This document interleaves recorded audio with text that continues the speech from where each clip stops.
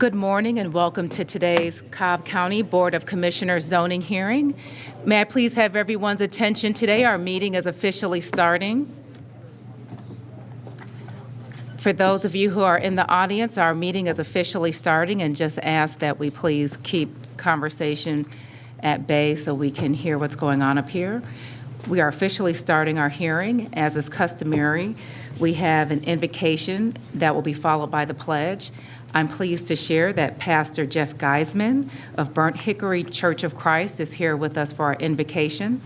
For those of you who are willing and able, I'll ask that you please stand for the invocation, which will be followed by the pledge brought by Tim Pierce of Cobb County GIS. Would you bow with me, please? Gracious and merciful Father, you who are holy and creator of all things, we praise you and thank you for today, the blessing of the beauty of the day and the opportunity to live and serve another day. Father, as this commission begins its proceedings this morning, I pray your blessings on all who are here, those who will speak and those who will judge, those who will make difficult decisions and those who have to present their case. May all do so in a manner of respect and honor one toward another.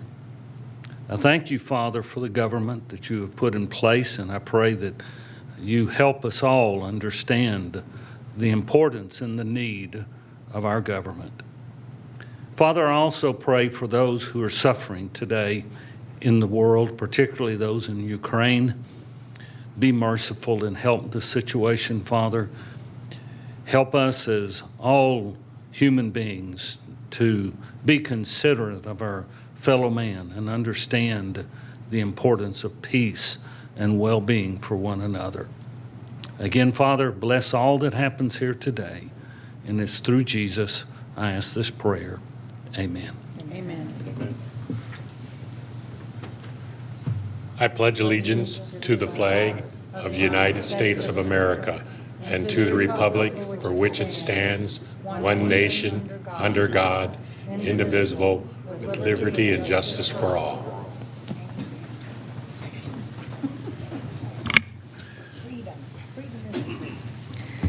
Thank you. Our meeting is officially called to order. I will turn things over to John Peterson. I have to get used to you sitting up here with us, John. Yes, for you to walk us through today's agenda. It's good to be back. Amen. Good morning to the folks in the audience. Today's hearing will be conducted with the following process and procedure. Each case will be called in numerical order. When each case is called, we're going to ask that the applicant stand up and raise their hand so they can show they are in attendance. Then we're going to call to see if there's anyone here opposed to that particular case. We would also ask the opposition to please stand up and raise your hand so they can be counted for the official record. Then after recognizing the applicant and any opposition, both parties will be asked to come forward to be sworn in. It's important to note that each side only gets 10 minutes to state their case or concerns. There's not a process to reserve your time, and there's not a process to rebut. So you want to convey all your information to the board within your 10-minute time period. Additionally, if there's more than one person who wishes to speak on a case, you may want to coordinate with each other about what you're going to talk about, because each side only gets 10 minutes, and you don't want to cover the same information twice. Then after both sides have had their 10-minute presentation period, the board will start to discuss the case in hand. From the discussion, they may ask one or more speakers to come back to the front for additional comments or questions. And after that, the board will make a decision to either approve, deny, hold, or continue the matter at hand. There is one case on today's agenda which has been withdrawn without prejudice and will not be heard today. That's other business item number 8, Palomina. This case has been withdrawn without prejudice and will not be heard today. There are a number of cases on today's printed agenda which have been continued or held by the Planning Commission or staff, and these cases will not be heard today. First case is rezoning case Z48 of 2001, Ray Murphy. This case was held by the Planning Commission until the May 3rd, 2022 Planning Commission zoning hearing, so Z48 of 2021 will not be heard today. Rezoning case Z83 of 2021, St. Burke. This case was held by the Planning Commission until the April 5th, 2022 Planning Commission zoning hearing, so Z83 of 2021 will not be heard today. SLUP 3 of 2021, Ray Murphy. This case was held by the Planning Commission until the May 3rd, 2022 Planning Commission zoning hearing, so SLUP 3 of 2021 will not be heard today. Rezoning case Z1 of 2022, Pulte Home Company. This case was continued by the Planning Commission until the April 5th, 2022 Planning Commission zoning hearing. So Z1 of 2022 will not be heard today. Rezoning case Z5 of 2022, Wei Ping Schneider, America 101 LLC.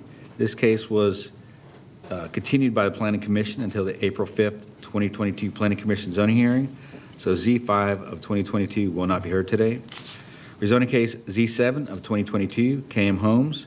This case was continued by the staff until the April 5th, 2022 Planning Commission zoning hearing. So Z7 of 2022 will not be heard today. Rezoning case Z13 of 2022, Dunamis Development LLC. This case was continued by staff until the April 5th, 2022 Planning Commission zoning hearing. So Z13 of 2022 will not be heard today.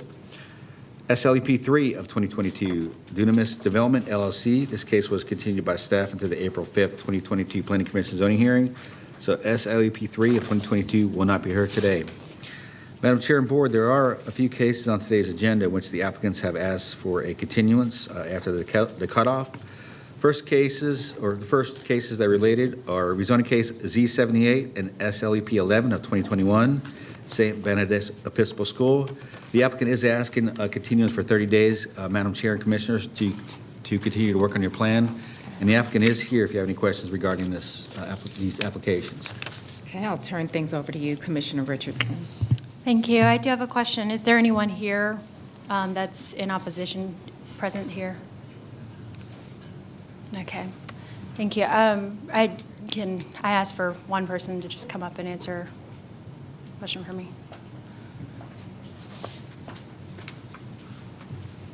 Morning, Commissioner. Good Brian morning. Dodrell on behalf of Kensington Green.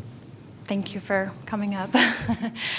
So yes, in the request for the continuance, I think the desire is to have another conversation with the community and with staff regarding some of the conversations that have been taking place. And we know that there's been a little bit of new information and some of the time. I just want to know if that is amenable to those that are present in accepting that continuance. Kevin had asked me about it, and we were fine with the continuance. Thank you very much. Absolutely. All right, those are all of my questions. Thank you. So for those who are here for this case, we will continue this case to our next zoning hearing, and I'll let you make a motion. Okay, motion to continue this case until the next zoning hearing. Is there? Second. Is there any discussion? That would be Z78 as well as SLUP 11. Thank you. Yes, regarding Z78 and SLUP 11. Very good. There's a motion Second. and a second. Is there any discussion? Call the question. The motion carries 5-0. Thank you. And just as a side note, that meeting in April is April 19th. Thank you. Madam Chair and Board, I did get a request this morning to continue other business item number 3 of 2022, Lonnie Shore. The applicant would like time to work with their community a little bit more and refine their plan. It's my understanding there are a number of people here who are opposed to it. Can I get a show of people here who are opposed to other business item number 3? Please stand up and raise your hands.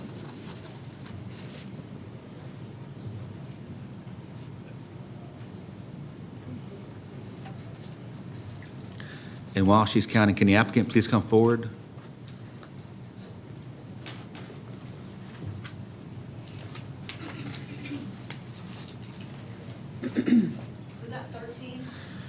Madam Chair and Board, there are 13 people here in opposition to other business item number 3. 3.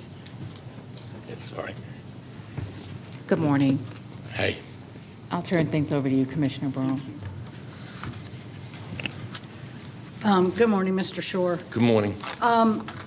What is the reason for the continuance? Because I know it was continued from last month because the letters weren't sent out properly, the notice of the 1,000 feet radius. There's so- been new information obtained that we have to research. Plus, there's other information that our buyer was going to come down today that he was unable to make it, and he was going to help us out with that. Is the use being changed from light automotive repair? Are you changing the use? No, we're not from- changing anything right now, Commissioner. Okay, then I'd like to hear it, John. I'm sorry? I'd like to hear this case and make a decision. If the use isn't changing, the light automotive, the oil change is not permitted under the steps that are in the current zoning. I respect that and I hear that, but I think we have a fair chance and a better chance if we put it for 30 days. It's nothing else is going to happen to that property, so 30 days would make me feel a little more comfortable. Okay. Can I ask Ms. Brown from Canton Road Neighbors to come up, please? Do you want me to step down? Yes, sir. Okay, thank you.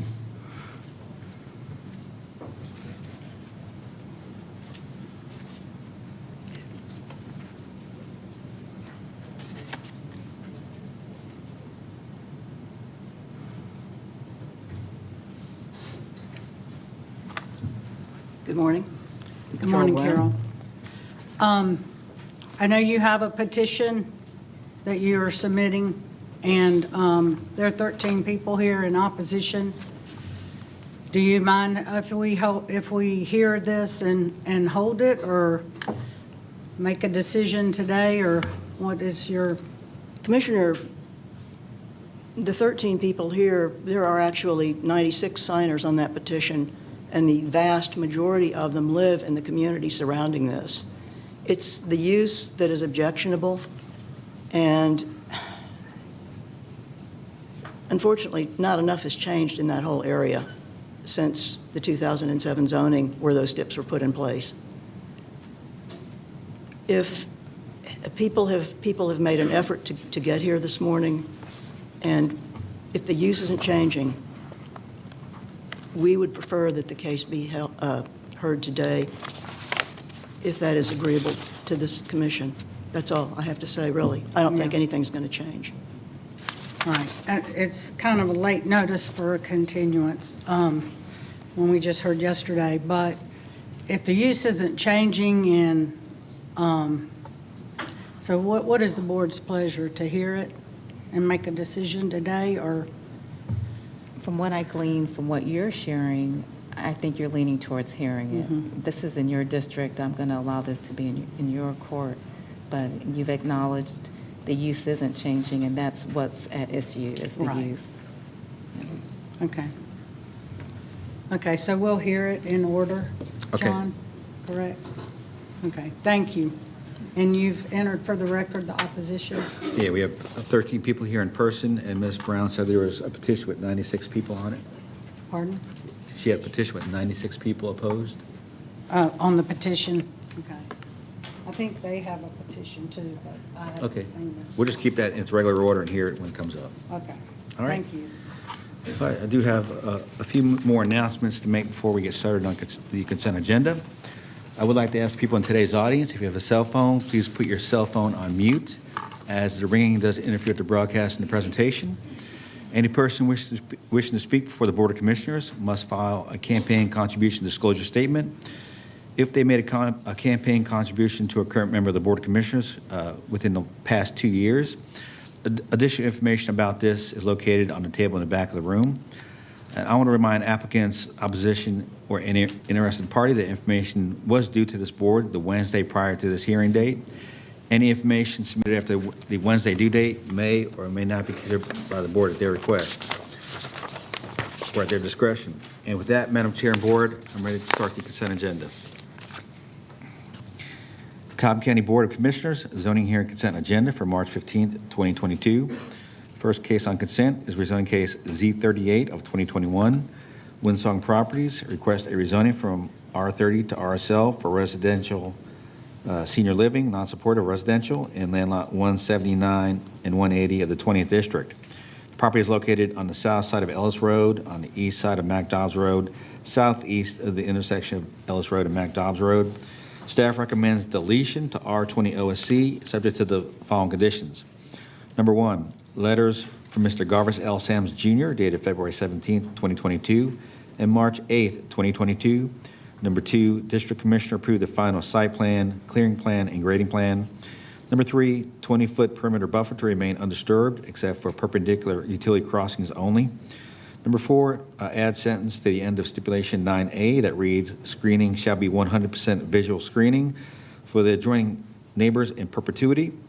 Number five, water and sewer comments and recommendations. Number six, stormwater management comments and recommendations. Number 7, fire department comments and recommendations.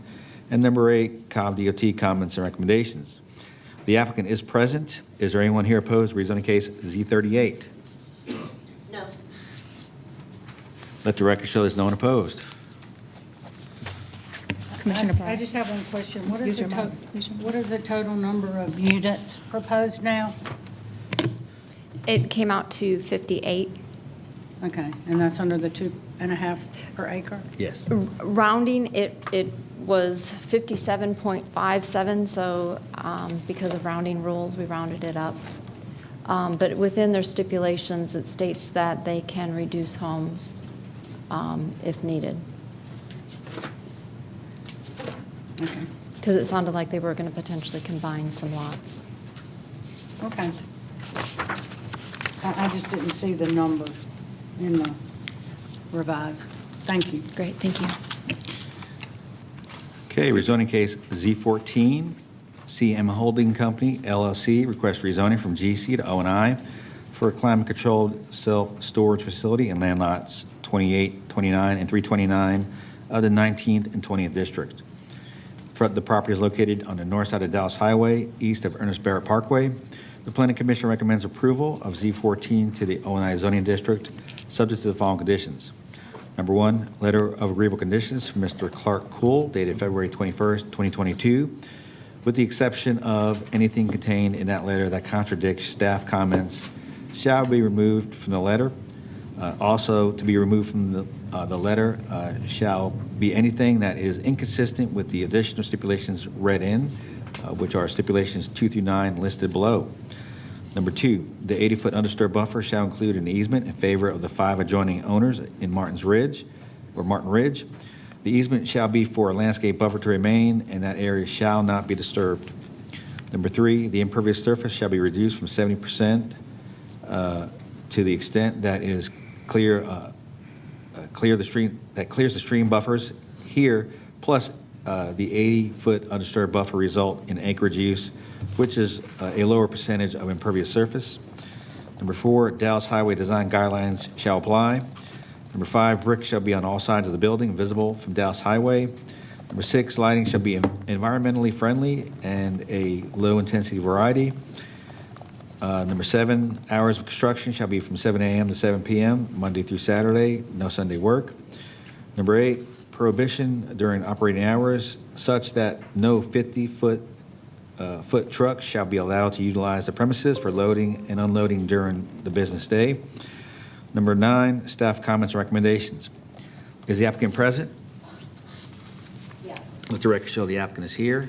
Is there anyone here opposed to rezoning case Z14? No. Let the record show there's no one opposed. John, the only thing we need to add is there is a stipulation letter dated March 9th of 2022 that needs to be included. Okay, I do have a note here that Mr. Cool also submitted a letter dated March 11th, 2022. Is that the same letter? Yeah, it was probably submitted, but the date of his letter is March 9th that he submitted. Okay. Can Mr. Cool come up here for a second? I just want to clarify if it's the 9th or the 11th, because in my notes I got the 11th.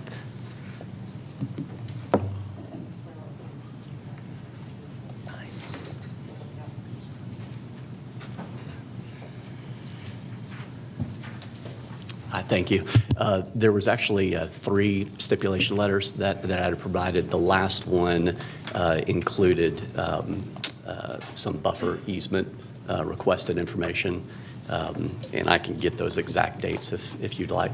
So the March 11th one, John, is the one that specifically addresses doing the pre and post culvert studies. That's correct. The one dated March 11th, 2022 regards the pre-construction conditions in the water basin. Correct. The one on March 9th that I have in front of me dated March 9th, that is the one that addresses the 50% gross acreage shall be impervious trucks. Oh, okay, I got you. And then also, they did offer a correction to the language as far as the buffering. And Okay. I'm willing to accept that stipulation letter. Okay, so we add both letters, the one dated March 9th and the one dated March 11th, to the consent agenda? Along with the stipulation letter of February 21st? Yes. Yes, Yes. correct. Is that okay, clerk? That's correct. Okay, got it. Thank you. Thank you. And Okay. John, just not necessarily pertaining to this, but there's been a lot of last-minute emails, and I thought we were going to say no additional documents for stipulations to be provided after that Thursday, just because it's a lot for commissioners to have to review. So I just need your help, and those who work with us regularly, to please help us in that, because not only does it make it difficult for commissioners, but the general public Sure. as well. Thank you. Okay, next case is SLEP 4, CM Holding Company LLC, request a special land use permit for a climate-controlled self-service storage facility, land lots 28, 29, and 329 of the 19th and 20th District. The property is located on the north side of Dallas Highway, east of Ernest Barrett Parkway. The Planning Commission recommends approval of SLUP 4, subject to the following conditions. Number one, same stipulations as those stated in companion case Z14. The applicant is present. Is there anyone here opposed to SLEP 4? No. Let the record show there's no one opposed. And moving into other business items on the consent agenda. Other business item number 5 of 2022 is to consider a reduction of public road frontage from required 75 feet to 0 feet for Jeffrey Mack for property located on the south side of Gus Robbins Road in land lot 423 of the 19th District. Staff recommends approval, subject to the following conditions. Number one, public road frontage waived to 0 feet. Number two, water and sewer comments contained in the other business packet. Number three, stormwater management comments contained in the other business packet. Number four, fire department comments contained in the other business packet. And number five, Cobb DOT comments contained in the other business packet. Is the applicant present? Let the record show the applicant is here. Is there anyone here opposed to other business item number 5? No. Let the record show there's no one opposed. Other business item number 6 of 2022 is to consider a stipulation amendment for Linda Powell regarding rezoning application Z58 of 2021 in land lot 277 of the 16th District. The property is located on the southeast side of Canton Road at Hawkins Store Road. Staff recommends approval, subject to the following conditions. Number one, outdoor display of merchandise only permitted for the display of playground equipment, with the district commissioner approving the final display plan. And number two, all previous stipulations not in conflict to remain in effect. Is the applicant present? Let the record show the applicant is here. Is there anyone here opposed to other business item number 6? No. Let the record show there's no one opposed. Other business item number 7 of 2022 is to consider a stipulation and site plan amendment for Toll Southeast LP Company Incorporated regarding rezoning application Z40 of 2008. The property is located in land lot 885 of the 17th District and is located on the north side of Paces Ferry Road, west of Overlook Parkway, and on the south side of Burt Adams Road. Staff recommends approval, subject to the following conditions. Number one, Exhibit B received by the Zoning Division on February 8, 2022. Number two, fire department comments contained in the other business packet. Number three, all previous stipulations not in conflict to remain in effect. And number four, letter from Mr. Kevin Moore dated March 9, 2022, which includes the site plan with the district commissioner approving minor modifications. The applicant is here. Is there anyone here opposed to other business item number 7? No. Let the record show there's no one opposed. And that completes the printed consent agenda, Madam Chair and Board. Commissioners, do you have any other items to add to the consent agenda? Okay, go here. Go ahead, Commissioner. So Garvis, Z9, how are we doing on Z9?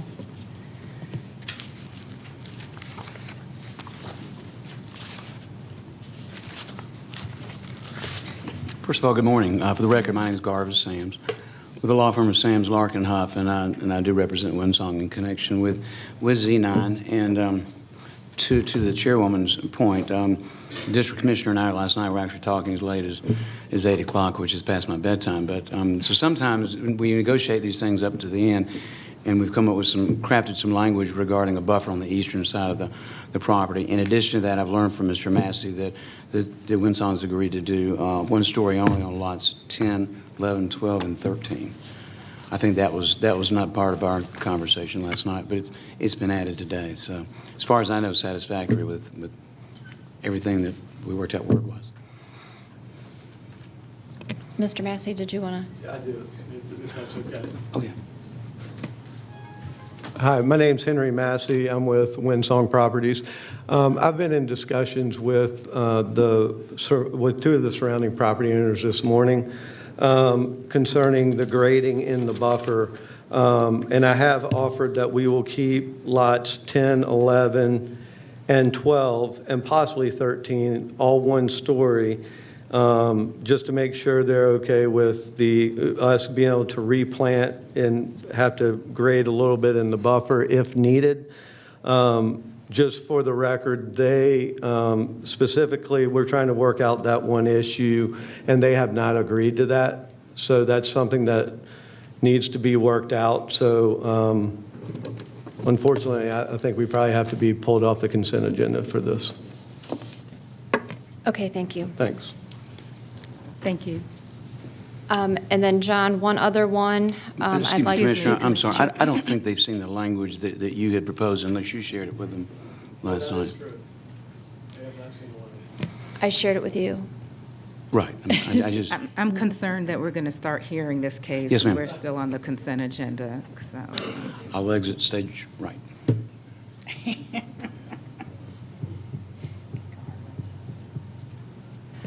John, I'd like to see if we could add OB1 of 2022 to the consent agenda. Okay, other business item number 1 of 2022 is to consider a stipulation amendment and site plan amendment for Andrew Hamilton regarding rezoning application Z44 of 2002 for property located on the west side of Lockstone Drive, north of Islington Drive, in land lot 302 of the 19th District.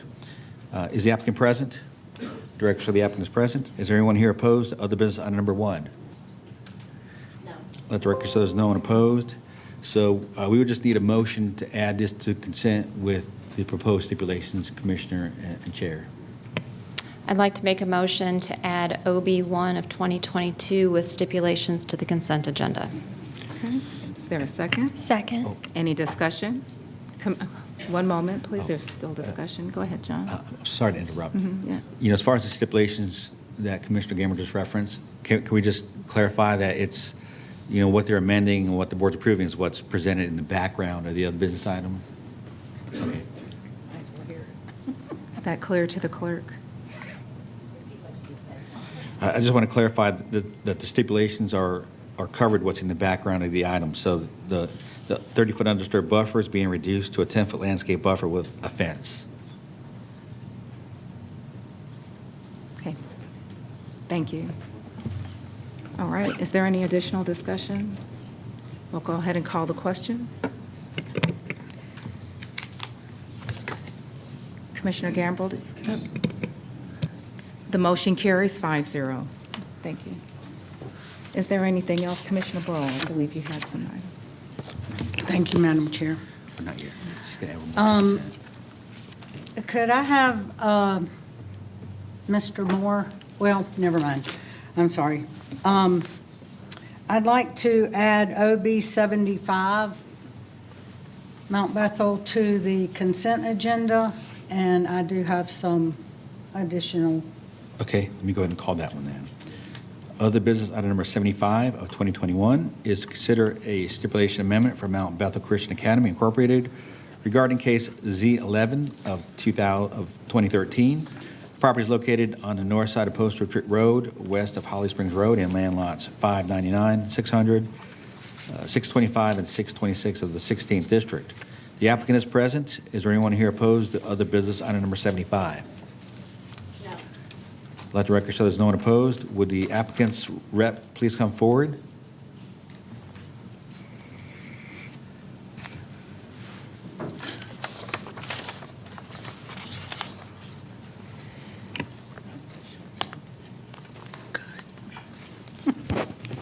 Don't count on it.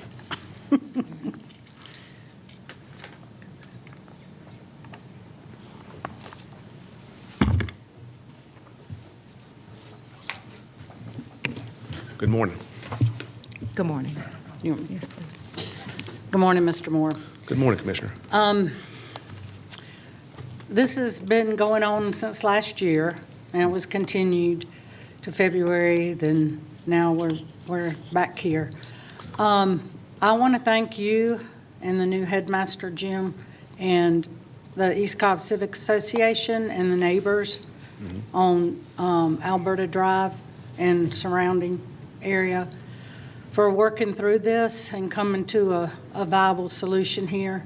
This has been a lot of work on everyone's part, and I appreciate y'all working this out with me in the background and coming before us today that it's ready to put on consent. So, Thank you. Mr. Fromm, can you come up too? I mean, Grom, Richard Grom, sorry. Thank you, Commissioner. A lot of effort by a lot of people, so thank you.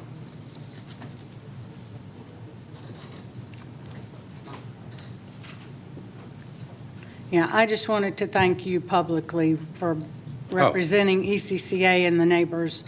I did send an email to the neighbors that are directly behind there, and they're all in agreement. So I just wanted to thank y'all publicly. Thank you. Thank you. Okay. So I'd like to add it to consent with a motion to add a few stipulations here. Make a motion to, well, first we have to add it to consent, or we already did that? Okay. This is the motion to add it to consent, and then we'll approve the consent agenda all in bank. Okay, but I need to read in, okay. I'd like to add, for the record, the letter or email dated 3/14 from East Cobb Civic Association recommendation, the letter from Mr. Moore dated March 14th, and also with the site plan Exhibit A dated 3/15 with Exhibits B and C, all staff comments and recommendations not otherwise in conflict, and further review from Stormwater Management with Mr. Carl Carver working with the applicant for that, and that would be my motion to approve. Thank you, Commissioner. Is there a second? I'm sorry. All previous conditions not conflict remain in effect? Right. Okay. All previous recommendations and not otherwise in conflict remain in effect. All right. Thank you, John. All right, there's a motion. Is there a second? Second. Any discussion? All right, we'll call the question. The motion carries 5-0. Do you have any other matters, Commissioner, to add to consent? I don't. Is there a head count for OB4? Or is there anyone in opposition?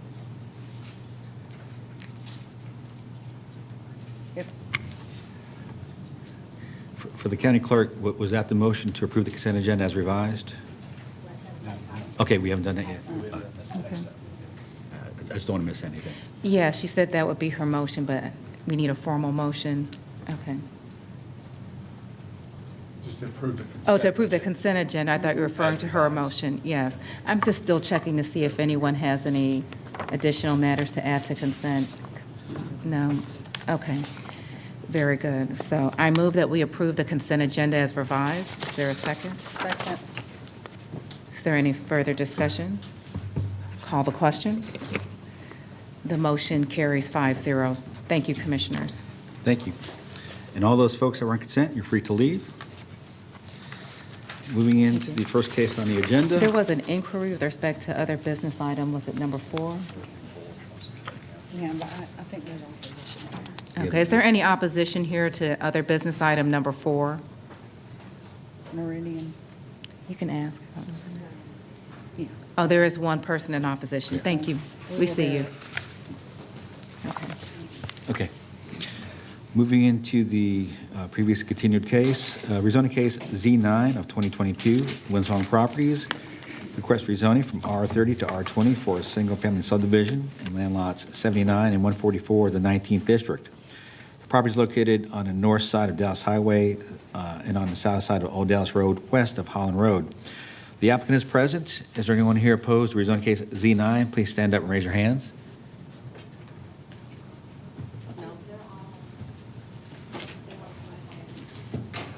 Why don't we take a brief recess for about 5 minutes? Thank you. Okay.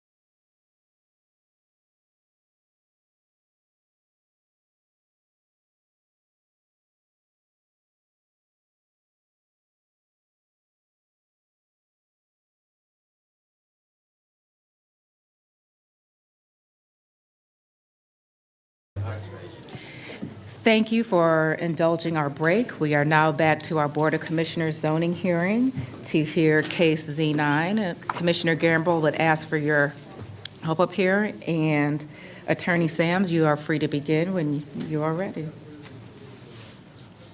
Okay.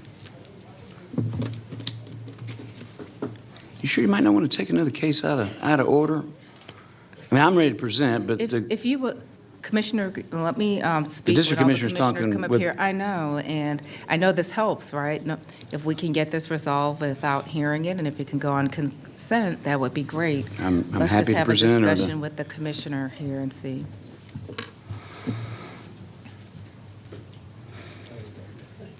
Commissioner Gamble, there's been a request to perhaps go to the next case if you still would like. Well, just to. when she was out of the room, I'm fine. Are now. you okay with us proceeding, or do you need more time?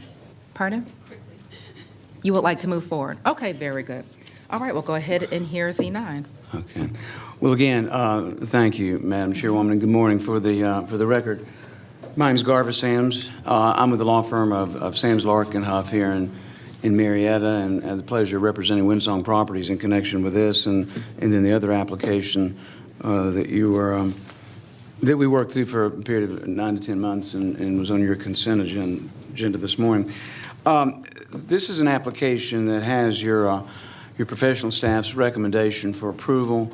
It was actually listed on the Planning Commission's consent agenda at one point, but it was continued for discussions. And what you're looking at now is an excerpt from the future land use map. The property itself is outlined in blue. You can see it overlaps to a small degree that neighborhood activity center that's there at the intersection of, I think that's East Paulding. It used to be called Drag Strip Road, I believe, but it's East Paulding. And of course, Dallas Highway. It's an irregularly shaped piece of property, but it's also just south of Old Dallas Road, as you can see there as well. What we've done during the period of time in which we've had the interim, we have prepared a revised site plan, which you're seeing right now. The property itself is a 20.11 acre tract of land, as I said, west of Holland Road, south of Old Dallas Road. It is in an area under the future land use map, notwithstanding its contiguity or even a part of the activity center. It's VLDR, which is very low density, residential 0 to 2 units per acre. And of course, what we are proposing now is a rezoning of the property to the R20 OSC classification for purposes of a single-family detached custom quality-built residential subdivision consisting of a total number of 32 homes. Windsong's proposal for OSC meets the future land use map requirements, again, in terms of its positioning on the future land use map at 1.59 units per acre. The original plan, OSC plan we came up with, reflected some variances. This one does not with respect to the amount of buffer area. This is an aerial photo that really, again, emphasizes the configuration or oddly configured property. And it also doesn't adequately show it, but there's streams that are traversing the property, which were shown on the site plan with the stream bank buffers. And in this particular instance, you've got a lake to the north and a lake to the south. Pre and posts will be done on both of those properties. Excuse me, both of those bodies of water.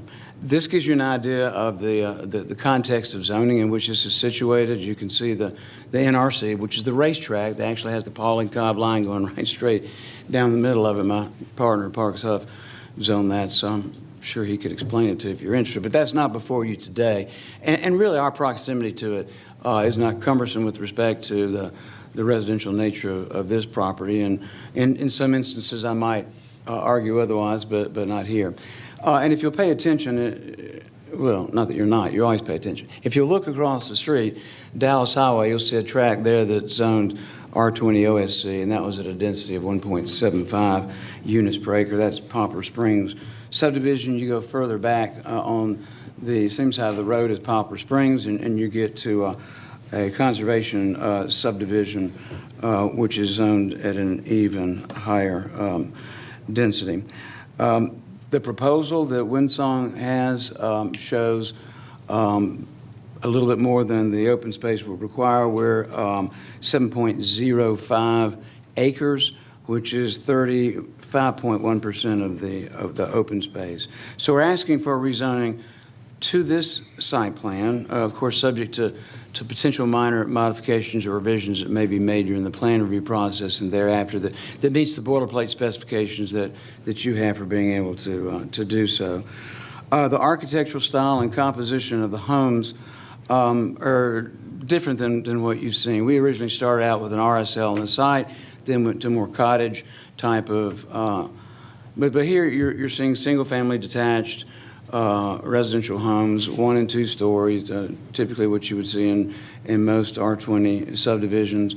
I know we don't get into price points, but with the square footage being a minimum of 2,400 going up to 4,000 and up, you're going to see price points commensurate with the market-driven data in the area. And there's those white houses that people like, and I still don't understand. But going back to the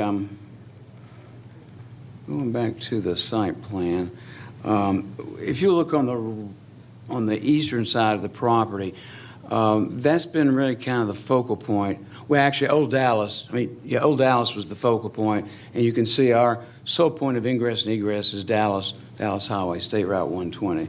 No access on Old Dallas. In fact, we're showing a 4-foot berm there along with attendant landscaping, set up a landscape committee. Of course, the commissioner will be the final arbiter with respect to that component. As far as the 35-foot buffer, landscape buffer on the eastern side of the property, we have our engineer from Planners and Engineers Collaborative here today, and Mr. Chad Lambeth, and he has specific and distinct knowledge about the eastern side of the property to get into the technical aspects. It's a challenge not only with the streams traversing it, but with the topographical considerations as well. And if you look at the contours and the topo that's shown on the map, you can see how that's the case. But we are saying that that'll be a 35-foot landscape buffer, which, upon the redevelopment of the property and its conclusion, will end up being a 35-foot undisturbed buffer in perpetuity. We're going to utilize as many of the trees that are there within that buffer and setback, and then come back to enhance it, plant it, whatever's necessary from the arborist and the district commissioner's point of view, and of course with input from our neighbors. We have a 45-foot rear setback for all lots abutting R30 zone property. This will be a mandatory HOA. Front, side, and rear yards will all be irrigated. Some of the usual things that you see that I don't necessarily need to get into. But, of course, there'll be no construction traffic on Old Dallas. There'll be a 10-foot no-access easement along Old Dallas so that some of the neighbors, once they get there, they can't punch out a driveway onto Old Dallas, and it'd be kind of hard to traverse a 4-foot high berm to do that in any event. But so that's part of our stipulations. We have curb, gutter, and sidewalk, right in, right out only, as you can see on Old Dallas. We're complying with the stream bank buffers, which, because of its configuration, we're able to do that. The county did away with buffer averaging, I think commensurate with direction from the state. So there is no ability to be able to jog around the buffers, either the 75 or 50, to make it up in another place on the property. Also, a fairly newly instituted rule, not only have we agreed to do pre and post, we actually have to reduce stormwater that emanates from this site, which is relatively new in that there's never been a requirement for that up until the first part of last year. In all respects, this meets your future land use map. It meets your comprehensive land use plan. It's preceded by precedential developments. It is a compromise that has been reached, thankfully with the assistance of the district commissioner, of course the district planning commissioner, but the conversations over the past 2 weeks have been intense. It sounds like a pejorative word. They've been, and robust sounds like an overused word, so what am I going to use? They've been interesting, they've been productive. I guess I'll find out if that's the case when the folks get up to present, which is unusual for me that I've got 50 seconds left, Madam Chairman, but we just respectfully request that you follow your planning commissions and your professional staff's recommendation for approval. Thank you, ma'am. Thank you, Garvis. All right, we'll hear from opposition.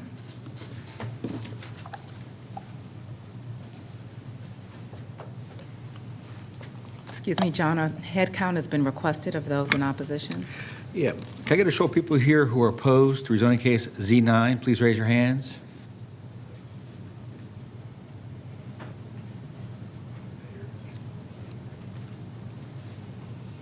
All those folks opposed to Z9, please raise your hands.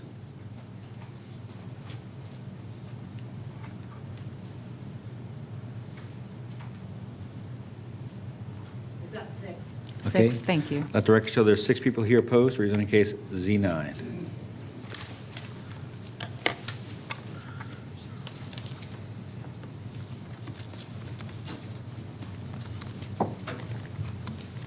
Good morning. Good morning. Hi, my name's Sandra Dupree. I live in the Old Dallas community.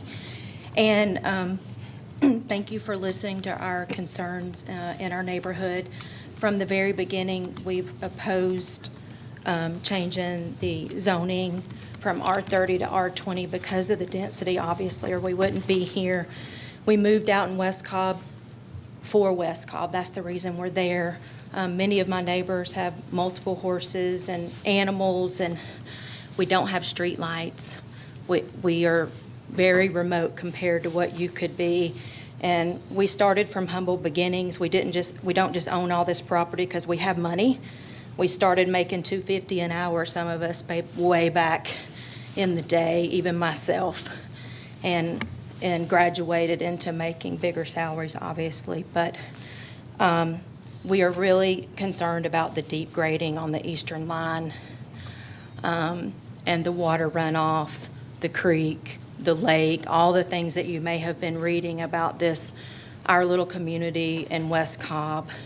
And we want y'all to protect West Cobb as much as you can and go by the zoning as best you can. We're not trying to take away something they're trying to develop. We're just trying to make sure they don't take away things that we have that we love in Cobb County. And I've been here my whole life, 51 years.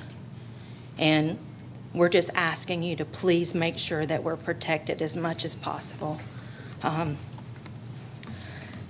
I know Mr. Garvis said something about a 10-foot easement. I want to make sure that's not included. I don't know if he was talking about something else, but he did say something about an easement. And we're not okay with their doing deep grading inside the buffer to have some, erosion problems later that we have to take up with the subdivision that we shouldn't have to, or the erosion of the water. And I know they're talking about capturing it to what they should in the code, in the state code, but there still is going to be some of that. There always is when you excavate like they're fixing to, which is a huge excavation process. The houses are going to be looking down in there. They're not going to be level with the street. There's lots of concerns that we have, and we can't have the concern after they get approved. We can't have the concern after they're out there digging. So we just have to make sure that we're protected. Thank you so much. Thank you. Is there anyone else desiring to speak in opposition? Okay, seeing none, I'll turn things over to you, Commissioner. Thank you. And this has been a challenging site and a challenging rezoning application, and I'd like to thank Garvis and representatives from Windsong, along with all the homeowners that are here, for the many hours of conversations and discussions on this. Mrs. Dupree, in answer to your 10-foot easement that is in the stipulation that Garvis Sams recommended, or mentioned. Essentially, what that's going to do is prevent those homeowners that are along Old Dallas from being able to enter onto Old Dallas. So that is an extra protection and safeguard to, for you and your residents.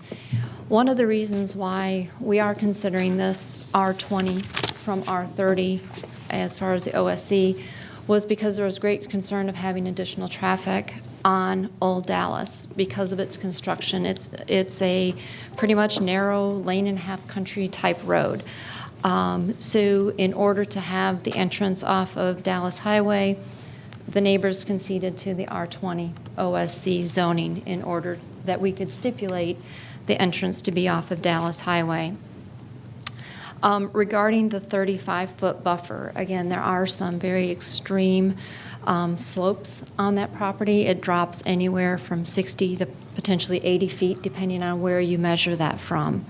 We know we've had other properties in West Cobb that have developed with extreme slopes, which have required grading and then replanting of the grading, and there has been washout and there's been issues. So part of the new stipulation that Garver Sams and I were working on last night addresses some of that, but then also allows us to put at least one row of trees along the top of the slope that will allow the visual protection for the neighbors, but then also ensure that the rest of the slope is planted to prevent further erosion. So before I make my motion, does anybody have any questions, or would you like me just to make my motion? Any questions, Commissioner Burrow? Yes, is the number of units still 25? So the 25 has been changed to the OSC, and it's actually up to 32. There is language in the stipulation that allows the developer to reduce that number of lots if need be. So right now we're at 32, which comes out to a net density of 1.57 units per acre. Okay. Thank you. Are there any additional questions?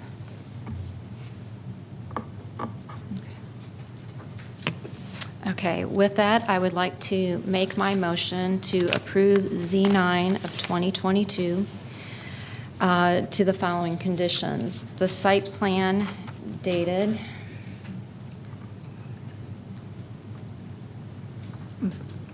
Commissioner, I'm sorry, we need to hear.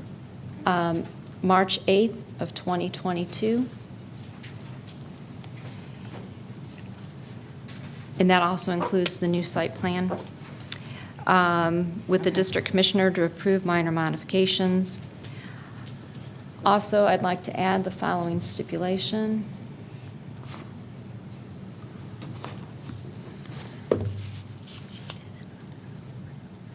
And just so you know that Mr. Sams does have a copy of this.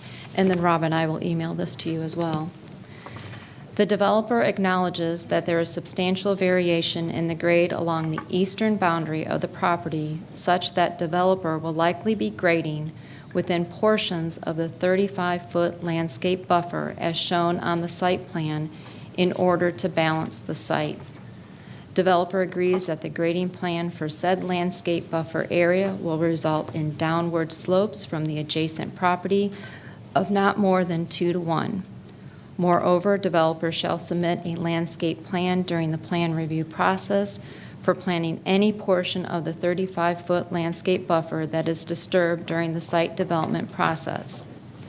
Due to the steepness of the proposed slope, a tiered terrace may be required to ensure a minimum 20-foot landscape buffer area can be constructed that will allow for a combination of trees and evergreens to be planted to create a visual screen.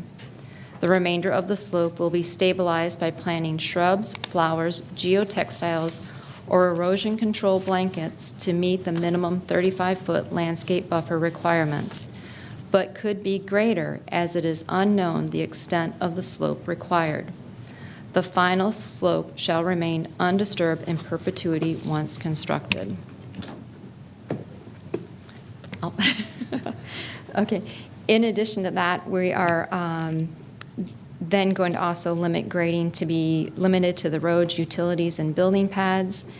The applicant has agreed to 1 to 1.5-story homes to be built on lots 10, 11, 12, 13, and 14. And then also Fire Department comments and recommendations, Stormwater Management Division comments and recommendations, Water and Sewer Department Division comments and recommendations, and DOT comments and recommendations not otherwise in conflict. Thank you, and I believe we just need clarification on that motion to add in R20 OSC. I what thought it's I being did that at zoned the to. beginning. I thought I said that at the beginning. R20 OSC. That's right. Thank you. It was Okay. in your discussion, but Okay. not in the formal motion. Okay, thank you. You're welcome. We have a motion. Is there a second? I'll second it. Is there any discussion? We'll call the question. The motion carries 5-0. Thank you. Okay, next case is rezoning case Z15. Kashyap Rana requests a rezoning from NS to NRC for a convenience store at fuel sales in land lot 296 of the 20th District. The property is located on the northeast side of Due West Road, northwest of Burnt Hickory Road, and at the terminus of Burnt Hickory Way. Is the applicant present? Is the applicant here for Z15? Is there anyone here opposed to rezoning case Z15? You do have.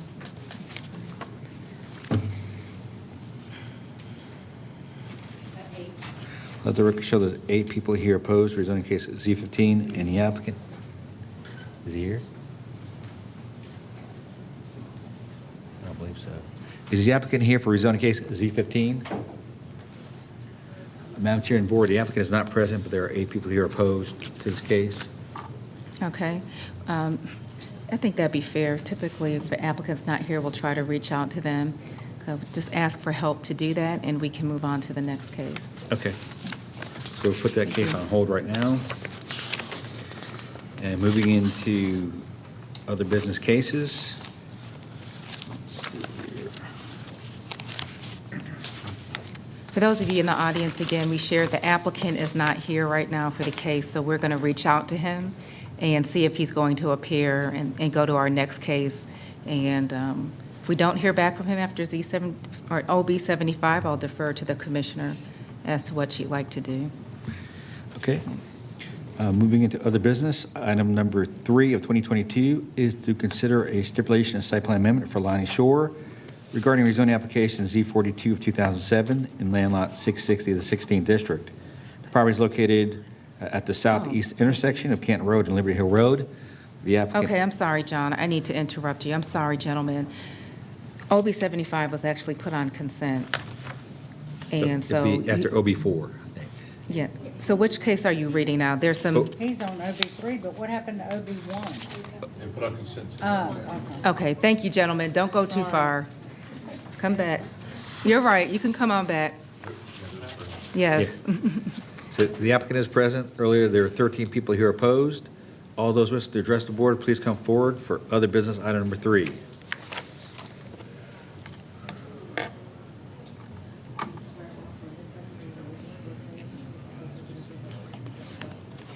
It's okay.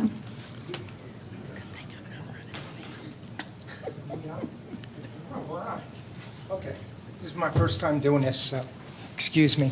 You'll have some grace. All right, I'll bumble through it. My name is John McCormick. I'm a commercial real estate broker, Georgia, obviously. We have a petition that I'd like to submit to the clerk. Right there.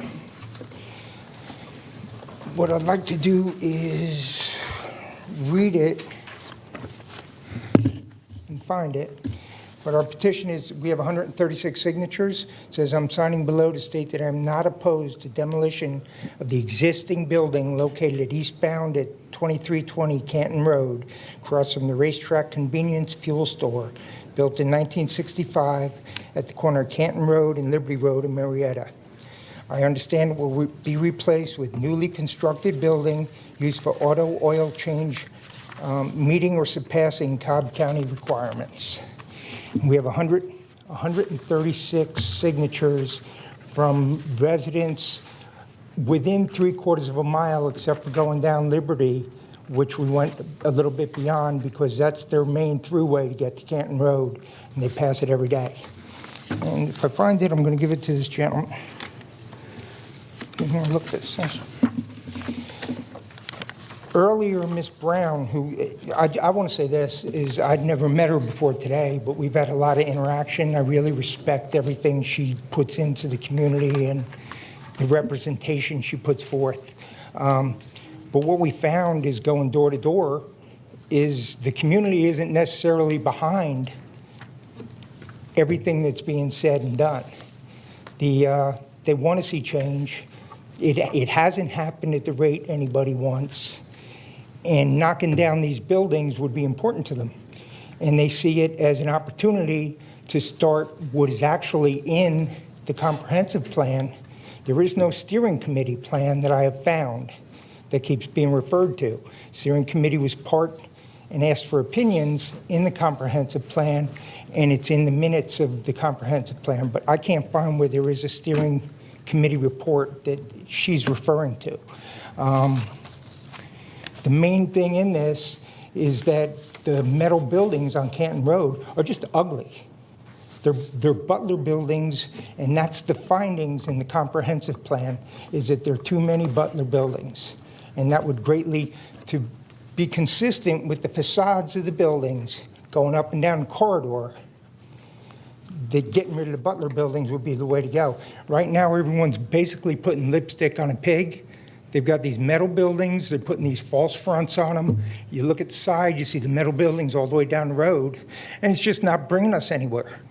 I mean, this corridor is exactly it. It's a corridor, just like in your home. You go from your living room to your bedroom. It's a hallway. It's a corridor. This isn't Marietta Square. It's not downtown Woodstock, and it sure is not town center, where everything is drawing and pulling, and what this is a throughway, and people use it. Once again, in the comprehensive report, it says to get from Cherokee County down into these areas. It's surrounded by 3 economic drivers that just suck the life out of it for outlet stores or anything else. One is the Brave Stadium. That's not far down there, but when the report was put together, it didn't exist. Marietta Square, as you know, is taking off a new life. I mean, they were filming a movie out here last week. Kennestone Hospital is a sole economic driver. It's, I don't know how many restaurants, 8 or 10. I mean, I had a client from China. Well, China, and then she went and lived in London, but came here to buy Starbucks right there, the little Starbucks by Kennestone. Deal didn't work out, but that's where that money's coming from, different places. It's not going to happen on Canton Road. The opposition here wants it to be a donut shop, a coffee shop, or bakery. And it's located, this building is located on the going home side of the road. No breakfast and coffee place succeeds on those sides of the road. On the opposite side, you have a Dunkin' Donuts, you've got a Martin's, you have Ray's Donuts, you have Brazilian Bakery, and right directly across the street, which was a big success for everybody, is the racetrack. And you know what they sell? 12 different coffees and Krispy Kreme donuts made daily. Plus, they have a small sandwich shop in it. And I think it's 26 gas pumps. We actually haven't, we blew up service stations. We blew up, you know, you pull in, somebody checks your wiper fluid, checks the air in your tires. We got rid of all that for convenience stores. And what we did was we sucked in all the little mom and pop restaurants, all the bakeries, into a racetrack or a quick trip. Going up and down the whole stretch of Canton Road down to Kennestone, there are 3 racetracks that have 72 different pumps. That's why you don't have 14 little Valero gas stations like used to be there.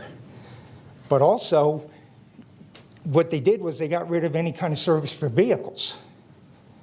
There's no place at a quick trip or racetrack to get your vehicle serviced. And what we're proposing is knocking down these ugly buildings, like the comprehensive report says, is get like facades on the buildings on Canton Road. There's an engineering firm right now that has a low-rise office, beautiful brick. It's 2 parcels over from this unit. Diagonally across the street is a huge building, self-storage, also beautiful brick.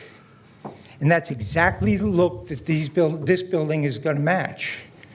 And what it's going to do for all these metal buildings that everybody says are auto, what's happening with those is even when auto moves out, there's 4 parcels up, just sold, it closed last Friday. Now it's a glass manufacturer.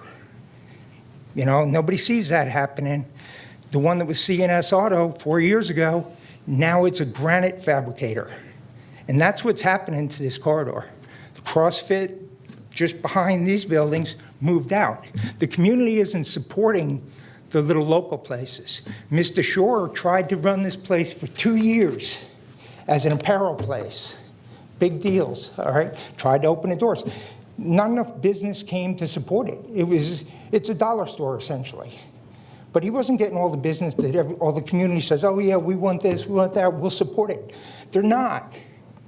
You know, they're going to downtown Marietta, they're going to the Square, they're going to downtown Woodstock, they're going for walkability. And there just isn't any walkability here. What there is 8,000 or 10,000 more cars than when the comprehensive report was written, because it's a corridor, it's like a hallway in your house.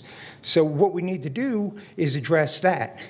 And what the quick change auto does, oil change, they don't do car repairs, and that's what the opposition's petition says. It's auto repair. It's not. You guys just have it all under one category, so it's got to go in under light auto, which means 1 ton or less in a vehicle. What they do is just like when I was a kid on Long Island, I used to pump gas. We'd go out, you know, we'd fill her up, we'd check your oil, we'd check your air pressure, and we'd check your wipers. It shows you how old I am. But they don't do it anymore, except on Jersey Turnpike, I think. All right, I got you. I ramble. I had a 25-minute presentation. I'm trying to fit it all into 10 minutes. But somebody's got to do these things. And part of everybody's problems with the mechanics is when I bring my trucks over to the tire store, what is it, on Sandy Plains in Shallowford. It's right down there, it's Tires Plus. And I know John, he's the master mechanic there.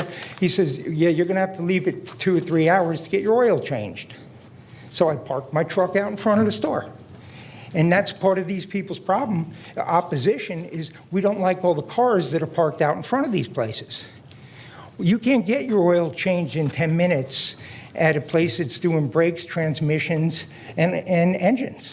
It doesn't happen. So they park them and they go somewhere else, you know. Here you stay in your car. You don't leave it. You stay in there. You're in and you're out.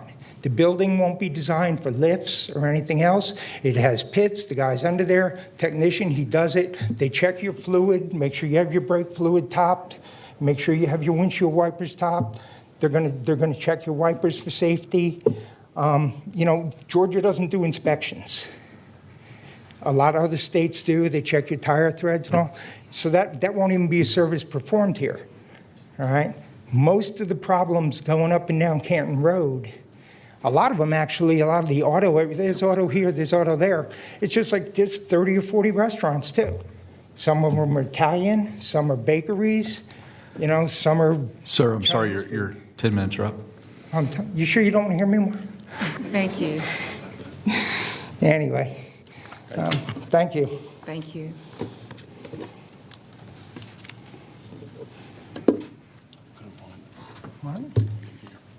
All right. We'll hear from opposition. Have 10 minutes.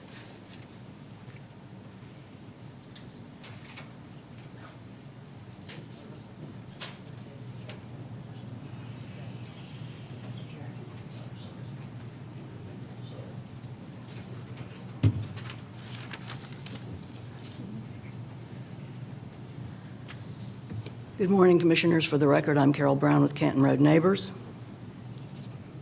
This is subject property. It rezoned from GC to NRC in 2007. It originally came in as a Title Max, Dwight Jeffries, and then it was withdrawn, and then Parks, I think it was Parks or James Bally brought it back in to rezone or downzone to NRC.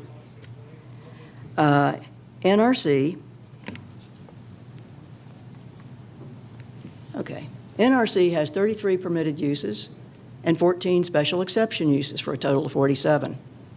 Two subcategories, neighborhood retail and professional offices, list 60 possibilities. That's a lot of potential uses. The stipulations that we got in the 2007 zoning excluded 12 uses.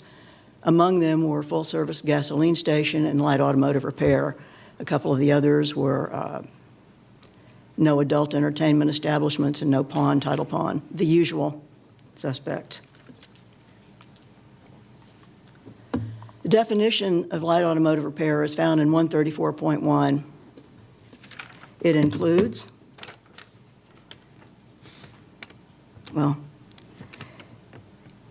it includes oil change, changing wiper blades, changing light bulbs, and your tail lights, and your brake lights, things like that. Exactly what the previous speaker described.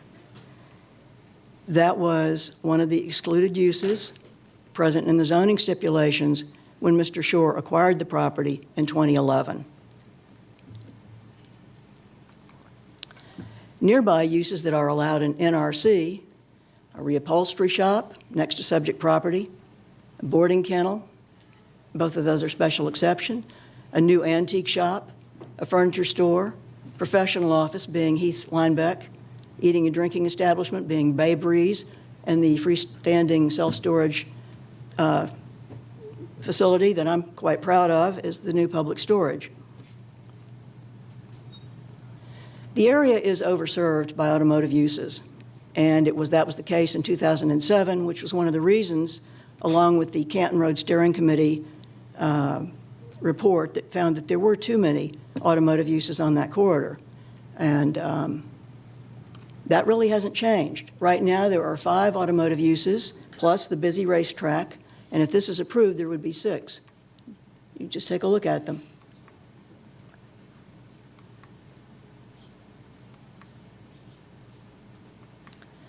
So what they want to do with this property is to build that. Now, yes, it's a new building, but it is still another automotive use, adding to the automotive uses already in place. And there's an automotive repair facility right across the street from it. It's the old discount tire shop. There are a substantial number of automotive uses on the corridor. There's a Jiffy Lube up in the main business district. The Firestone will change your oil, I suppose, if you ask them and do maintenance work. D.W. Campbell Tire will do that. There are just lots of them. What the community would like to have, why not a restaurant? We've heard all kinds of reasons why there couldn't possibly be a restaurant on this parcel. Well, there's a sewer tap at 2320 that's never been hooked up to. The property is 0.7 acres. The Derricks on Canton Road is 0.65 acres. The Waffle House up near Jamerson on Canton is 0.61 acres. Frankie's Italian Restaurant is 0.383 acres.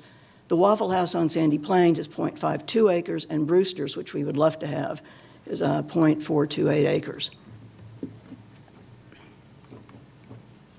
The community is ready to support some type of neighborhood-friendly use where the residents could actually go and, meet. And we haven't had anything like that since the Rib Ranch closed in late 2017, and nothing has really reopened in its place.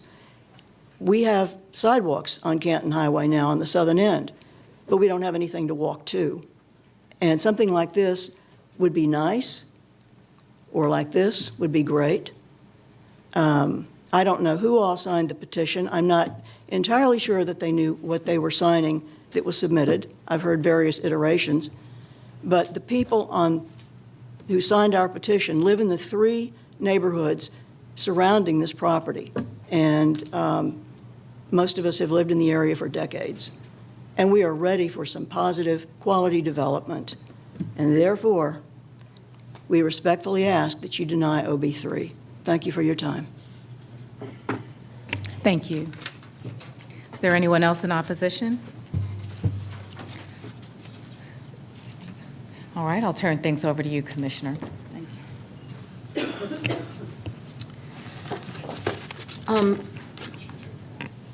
Chairwoman, he just wants to submit the application. We'll let him do that. Okay. Okay, and we haven't seen the applicant's petition. I think the opposition submitted their application email, and I have copies, but I had not seen this email to see where the signatures are located. And there's how many on here? 136, ma'am. Mr. Pedersen had said to submit it today when I asked him that. Okay, sir, you can't talk from out there. Madam Chair, I'm sorry. Okay, just for the record, we have noted here 136 signatures. Okay. Do y'all want to see any of that? Would the applicant come back up, please?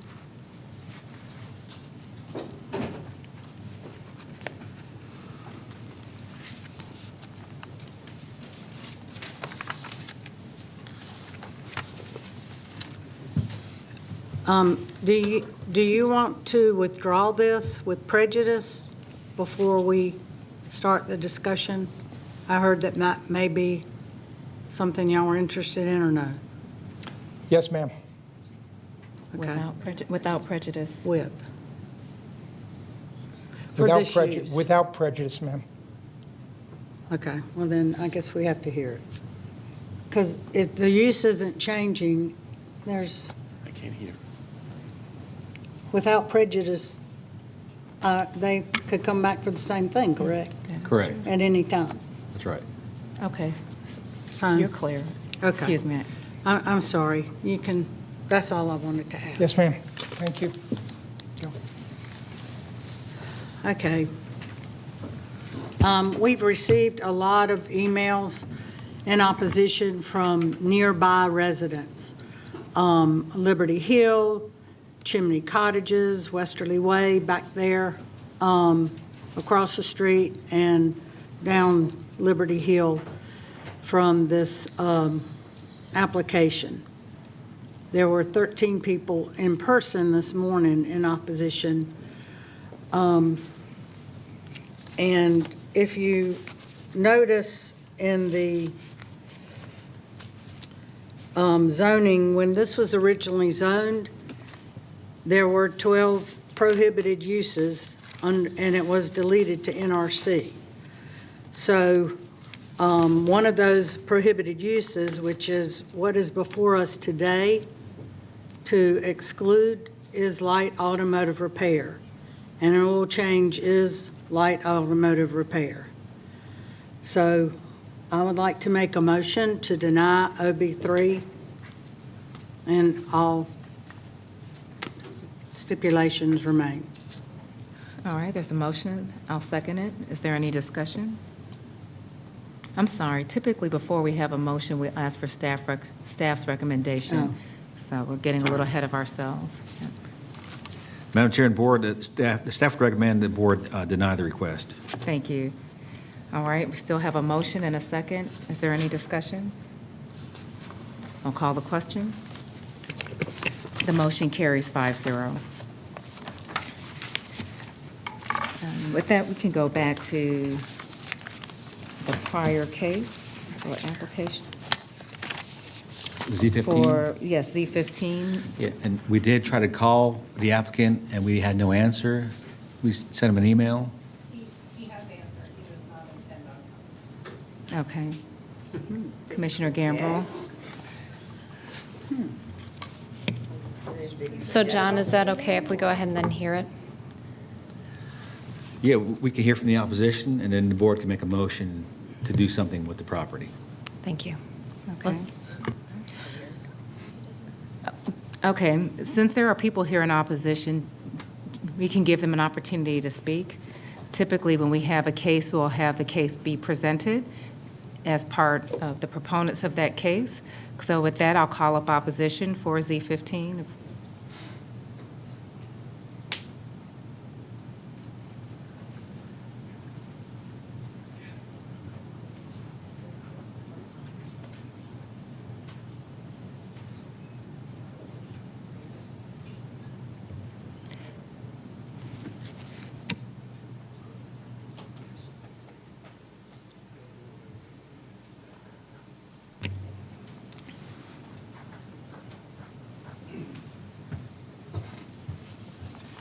Hello. Hi. If you can help in just stating your name, and you can go ahead. My name is Peggy Ashley. Thank you. And I've been a resident in Cobb County for 34 years and in West Cobb for 24 years. And I already spoke at the Planning Commission meeting on March 1st to state my opposition to Z15, which is the rezoning from NS category to NRC to build a large-scale gas station and convenience store on Due West Road. I also emailed all of you commissioners on March 12th to state that there were many in opposition to this NRC zoning for a gas station. In fact, Fred Beloin said he received over 300 emails in opposition. And since I've said that already, I'll keep my comments shorter today instead of rereading the entirety of my comments from the planning meeting. And that will leave time for anyone else who wants to speak to come up. Now, this area of Due West Corners has a small-town feel. It has a Main Street feel for the residents of West Cobb. It's one of the only areas in unincorporated West Cobb that is a place to gather, eat, shop, and relax away from the busy roadways like Dallas Highway and Mars Hill, Cobb Parkway, and Barrett Parkway. And we all want it to stay this way. And it has the potential to become even more walkable and inviting with more unique eateries and shops. Having a large gas station with cars coming in and out at all times is not conducive to pedestrians. And for those of you commissioners who don't know this area, the immediate surrounding businesses on this corridor include a daycare, a Brewster's, where people have to sit outside to enjoy their ice cream, a small antique shop, a standalone home decor shop, a standalone gift shop, and still a few standalone private homes. Right next door is Farmer John's produce stand, and there is a neighborhood that's directly behind this applicant's property. And then further down at the intersection are a few strip malls with unique, successful shops, businesses, and eateries. A large gas station just doesn't belong here. Now for the zoning code, it states the scale at which properties are developed within the NRC district should reflect their relatively small neighborhood service area. Additionally, properties developed within the NRC district should be architecturally compatible with other non-residential uses permitted within a neighborhood activity center as defined by the comprehensive plan and the neighborhood residences they serve. A gas station of this size is not compatible. The comprehensive plan states as goal number 1, coordinate and advance land use policies that manage growth by promoting compatible distribution of land uses while preserving established suburban and rural communities and respecting individual property rights. Also, the 2040 comprehensive plan specifically calls out this Due West corridor when it talks about small area policy guidelines, NAC-P29, to have a unified plan, especially when converting single-family residences into community uses, which is what this property is, and the properties across the street for the future. It calls to reduce curb cuts and improve inter-parcel access, and this becomes important as traffic only grows and grows here. To conclude, at the planning meeting, the commissioners recommended that this property be rezoned LRC, not NRC, and I believe this is a good solution.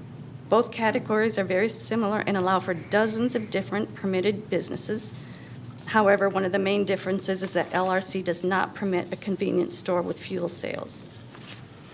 And while we like LRC, there are a few permitted uses that we would request not to be allowed, which would be radio, television, and other communication towers and antennas, no designated recycling collection locations, and no parking for vehicles, which I understand could be a parking lot or maybe a car rental place. So the entire due west corners area fits perfectly with some of the words used in the comprehensive plan for future development: placemaking, pedestrian-friendly, and connectivity. We are also just beginning to create some sort of coalition of the business owners and people in the area to work with our commissioner to make some sort of design guidelines or some sort of master plan to preserve the feel of this area. And as for the gas station, Mr. Rana already owns a Sunoco gas station across the street, which is a perfect size for this corridor. And he's the gentleman who wants to put the larger one now in Z15. So I propose that he still can have his gas station on the other side of the street, and then he has the opportunity to lease this other land for another business that would fit better. Thank you. Thank you. Is there anyone else who who wishes to speak in opposition? Yes, please come forward.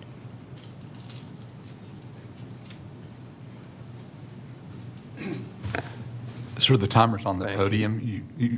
Timer's on the podium there, and you have approximately 4 minutes and 40 seconds left. I appreciate that. I All didn't right. see that on March 1st when I was here. I'm Jim Brown, a long-term resident of this immediate area, and I was glad to be able to speak and saw what took place on March 1st. So I won't overdo this. I believe there's already been quite a bit of consensus against NRC.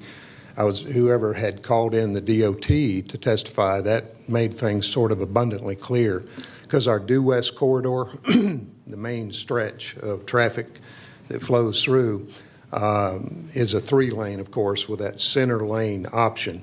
And all of us residents, I have experienced just great difficulty that has been increasing over the years, even accessing on and off. So as we mentioned, and I believe we're very much like-minded in it, it's Peggy beautifully stated the quality of life issues and the serenity, which the shops that are currently there, dog grooming, Farmer John's, even the Minute Market, which I believe only has 2 main pumps, so front and back 4-pump access, White Rabbit Cottage, the small professional office park, all this is right here within, say, 100 yards of the applicants' of their property. All of this is fit beautifully. So I think what we're stating here is that we've had a neighborhood feel for the longest time, and other than just serenity and quality of life, which obviously is a concern to us for property values, the safety issue, that it's really hard to find a gap in traffic oftentimes, and rush hour I know is a given. You're going to have difficulty with a lot of places, a lot of locations that have quite a traffic artery. But you can tell over time that this difficulty in access, pardon me, is growing well past like an hour and a half past rush hours, or prior to the rush hour if we're talking afternoon. So I thank you, pardon me, maybe I need a glass of water.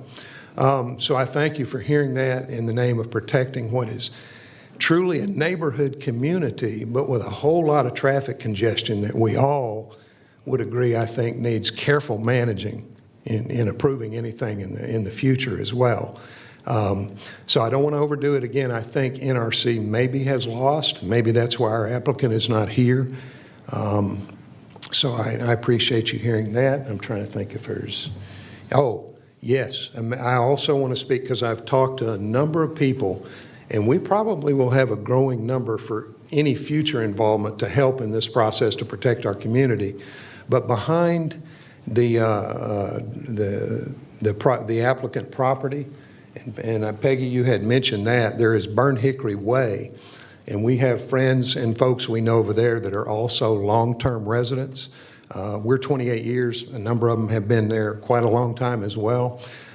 Their concerns with anything to come in, even under the LRC category, is that we please are very careful with either noise or visual buffers, which appeared to me to be very well stated in the guidelines for setback guidelines. For instance, the visual buffer would need to be 6 feet and cover and virtually protect 100% visualization of that commercial property. So there's some very important things that I would just simply add but that's future use, right? Whatever this applicant might want to do with LRC, I guess it's not the day to get into that too much. We might come again, but anyway, our neighbors are concerned for the right reasons. We know development is coming. We just want to manage it so that we respect, again, the property values, the serenity, the neighborhood shopping environment that is clearly already ours. So, I mean, is already a part of our community. So I thank you. Thank you. Yeah. Okay, thank you. All right, if anybody else wants to speak, you have 32 seconds. All right, seeing none, I'll turn things over to you, Commissioner. Thank you. And it is my understanding that the applicant was contacted and has declined to be here, knowing what the Planning Commission had recommended. So with that, I'm going to go ahead and make my motion. I'm going to make a motion to for Z15 to delete the NRC to the LRC zoning district, subject to the following, with the following prohibited uses: radio, television, and other towers, designated recycling, and no parking for vehicles.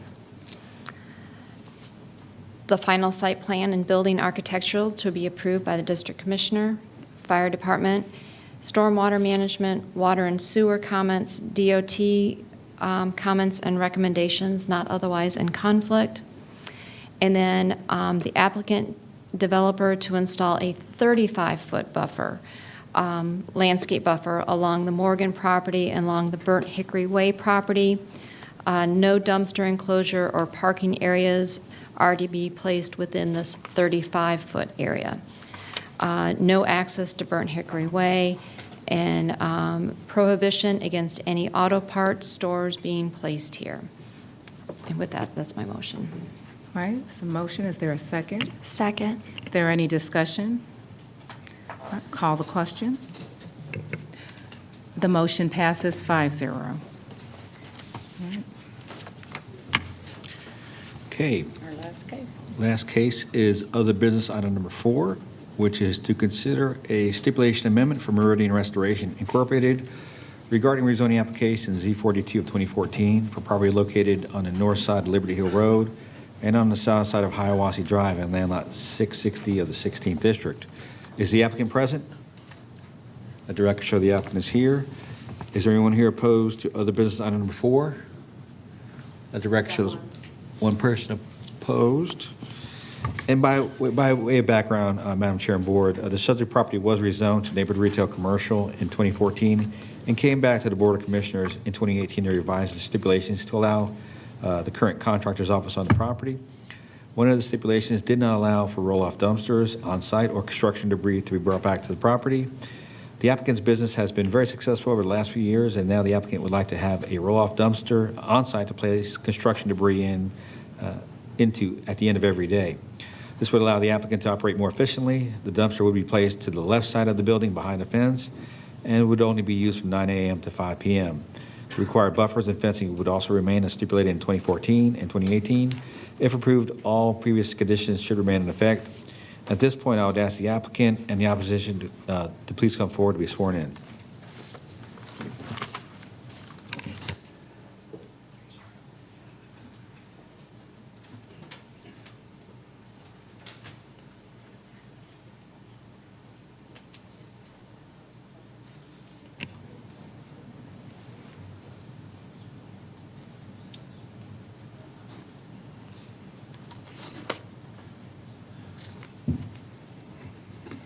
Good morning, Commissioners. Good morning. My name is Matthew Getchie. I'm the General Manager of Meridian Restoration. We're a small restoration company that has 4 offices in Metro Atlanta, North Georgia. We've been at this location right at 5 years, I believe now. When we entered this property, it was a 2-person show. It was a dilapidated green metal building. automotive place, I believe, with a lot of warehouse space and a CrossFit. Since then, we've grown to a 15-person family, did major renovations to the property, including a new metal facade with a brick, a natural rock knee wall, continued landscaping, improved landscaping on the buffer zones in the rear of the property at Hiawassee, and have tried very diligently to understand the property with the surrounding neighborhoods that are around us. And what I would say is probably an industrial area. We've been very respectful of our neighbors.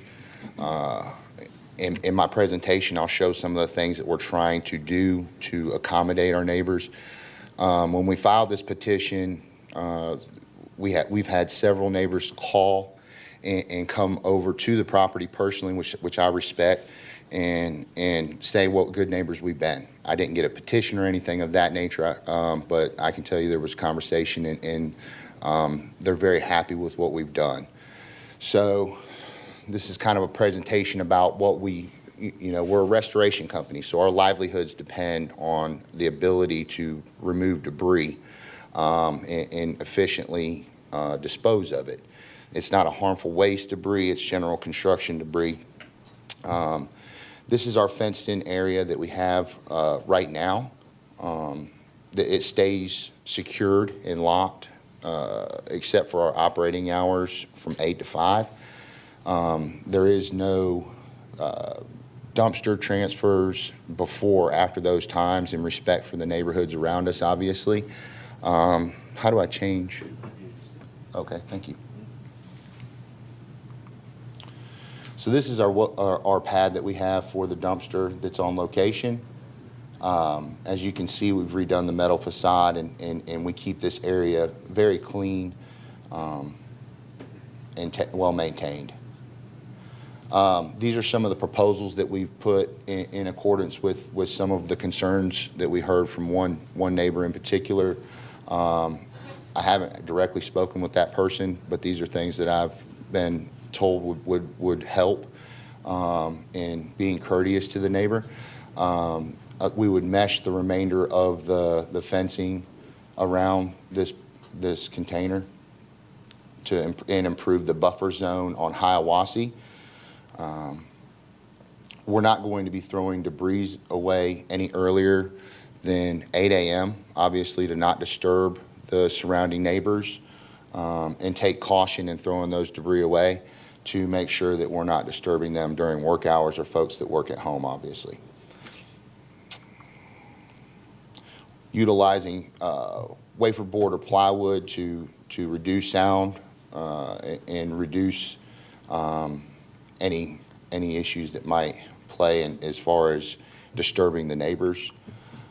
This is the fence line along Hiawassee that existed at the time, a red slatted fence that was beginning to be deteriorated over time. We've since landscaped a great portion of this in the residential area behind the office space, and improve this fence line. So I'll kind of go through. Also, we're going to be doing we did a lot of planning in this area that is visible from the entranceway on Hiawassee. These are items that we've completed up to this point with the plywood in place. You can see the renewed fence line in the background.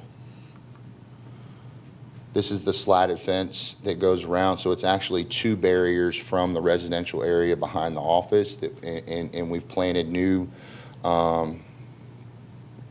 trees and shrubs and landscape, refresh all of our pine straw. We have weekly maintenance on our landscaping. Here's the new fence that we put in to help assist with sound barriers and aesthetics. Some more photos of all of our trees that we planted. And then, as Meridian Restoration wants, we want to accommodate to the best of our ability our neighbors. We do have a business to run, obviously. We have livelihoods. There's 15 of us working there now. I hope that the proposals work for all of our neighbors, and I respect and appreciate working with the Canton Neighbors Association. We've lived symbiotically for the last 5 years, and we'll continue to make any adjustments or improve or do whatever we need to do as a company to accommodate those folks that live around us. Any questions? Thank you. With that, we'll hear from opposition.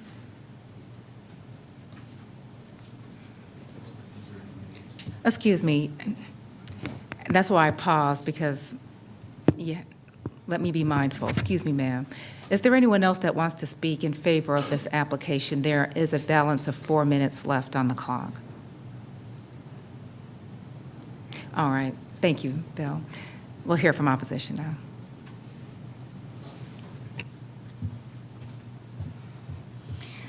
Good morning. My name is Anne Marie Thomas, and I live right behind Meridian. Meridian has been a big improvement from all the business owners we have had in this area, and I'm grateful for a lot of the things they have done, and thank you also for the board and Joanne for the help you've given. Since they were denied in 2018, unfortunately, they still had their big roll-off dumpster there. And so, as he has said, we have, instead of calling out code enforcement, just approached them directly to ask for certain things to be done.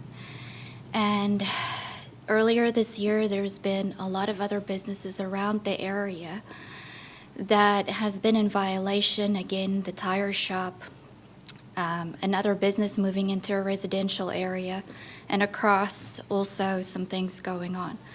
With all this tension, I also wanted Meridian to please stop having their big dumpster there, as it makes noise with their daily dumping.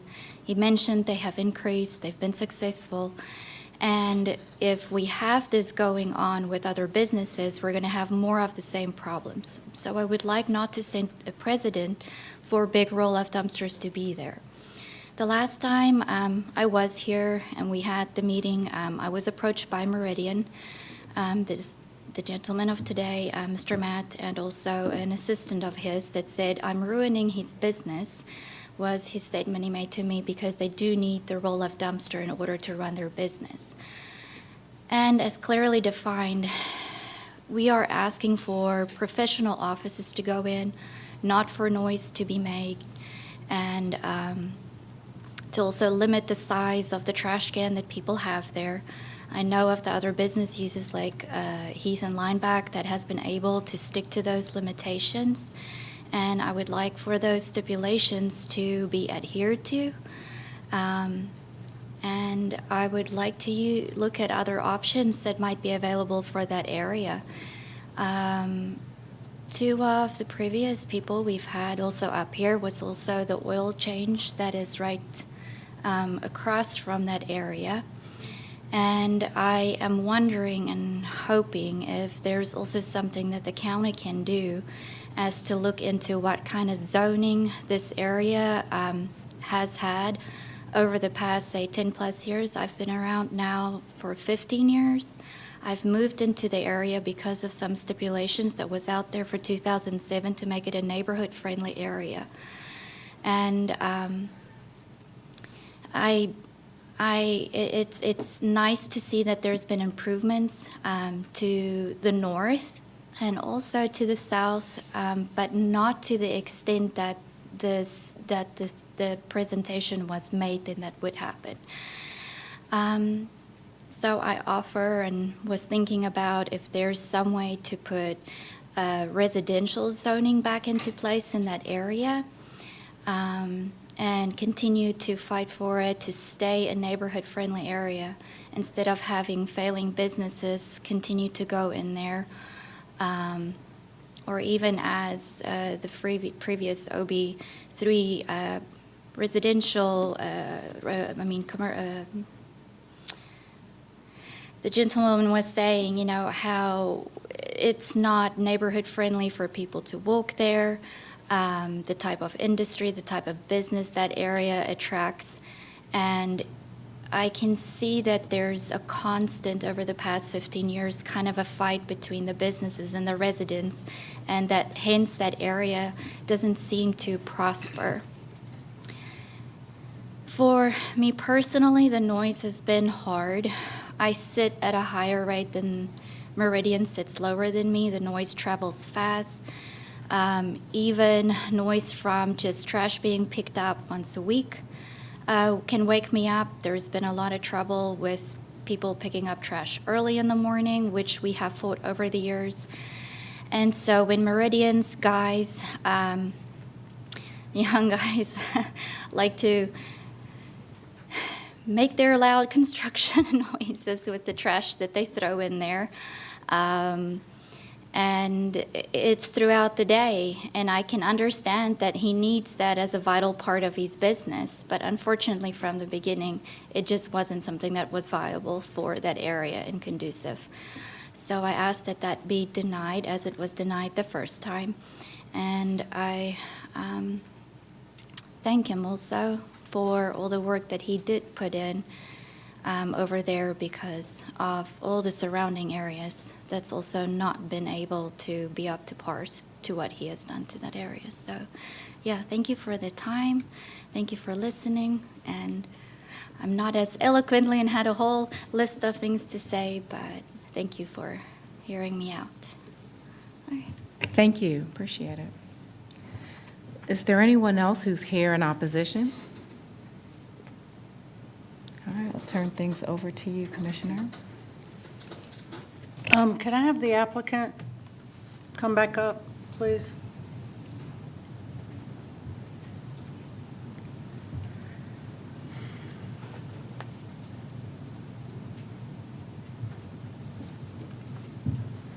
Thank you, sir. Yes, ma'am. Your current operating hours are 8 to 5? Yes, ma'am. For the business? And I think you mentioned on your application and in your stip letter that you're willing to operate 9 to 5? That's correct. Is that just for loading the dumpster, the roll-off, or is that for your office as well? So our office staff, as far as our office administrators, our project managers work from 5 a.m. until whenever in the field. Mm-hmm. Our office hours, we can adapt to. We don't have a lot of thorough foot traffic, face-to-face dealings with folks in and out of the business. We're willing to accommodate whatever we need to as far as the ability to throw trash away and whatever hours those need to be. We can wait. If we're a disturbance, we're willing to accommodate on any supposed times. But yeah, we can, 9 to 5 is not a problem as far as operating hours for us. And loading the dumpster. Yes, and the gate stays secured, so there is no access back there for any early or late dumpings, as some properties have an open area. Ours is secured to where they can't have access, and only without us coming out there and open it for them. Right. So, I've seen that, and the gate is locked, and it's also screened with the fence. And also the R20 strip in the back of the building that's across the street from Ms. Thomas, you've put in a new fence from what it was, and it looks a lot better. And you've also screened that with trees and shrubs. Your pictures didn't show the true screening on that side, which faces her, but I have been out there and seen it, and it's a major improvement from what was there. So thank you for that. yes, ma'am. I think Ms. Thomas's main concern is when you bring debris, construction debris back to this location and dump it into the roll-off, the noise is pretty loud for her. And she is across the street, but behind all this. And I know you've put the plywood down for when the roll-off is removed to keep it from scraping and making noise.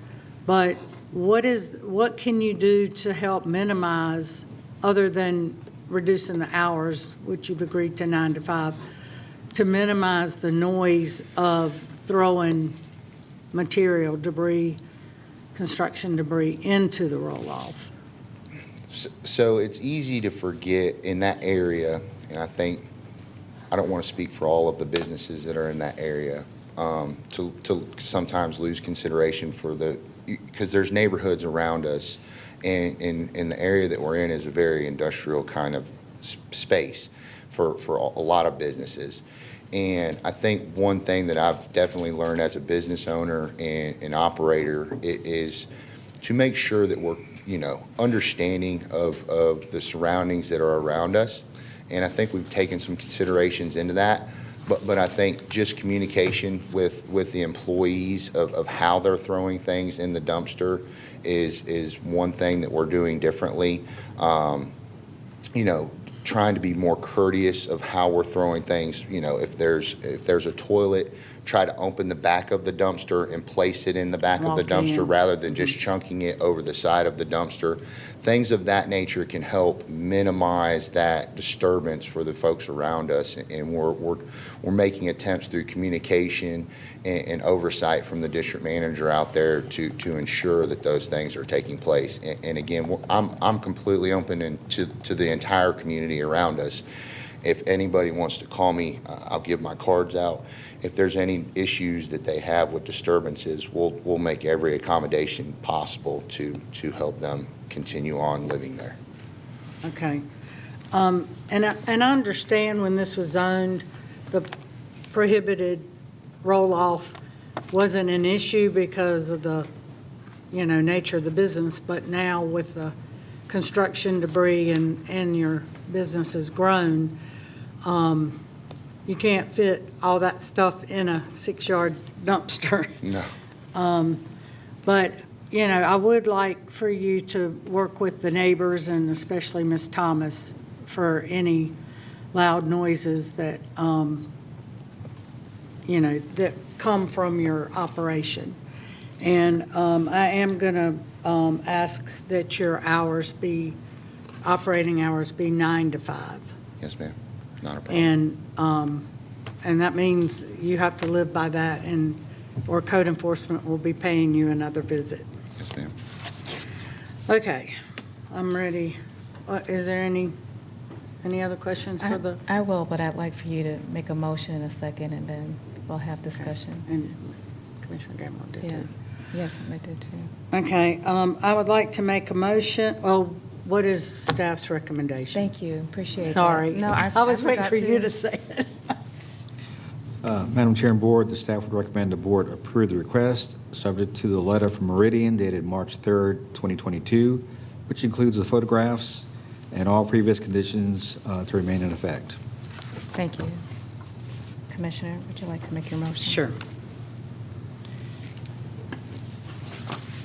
I would like to make a motion to approve other business number 4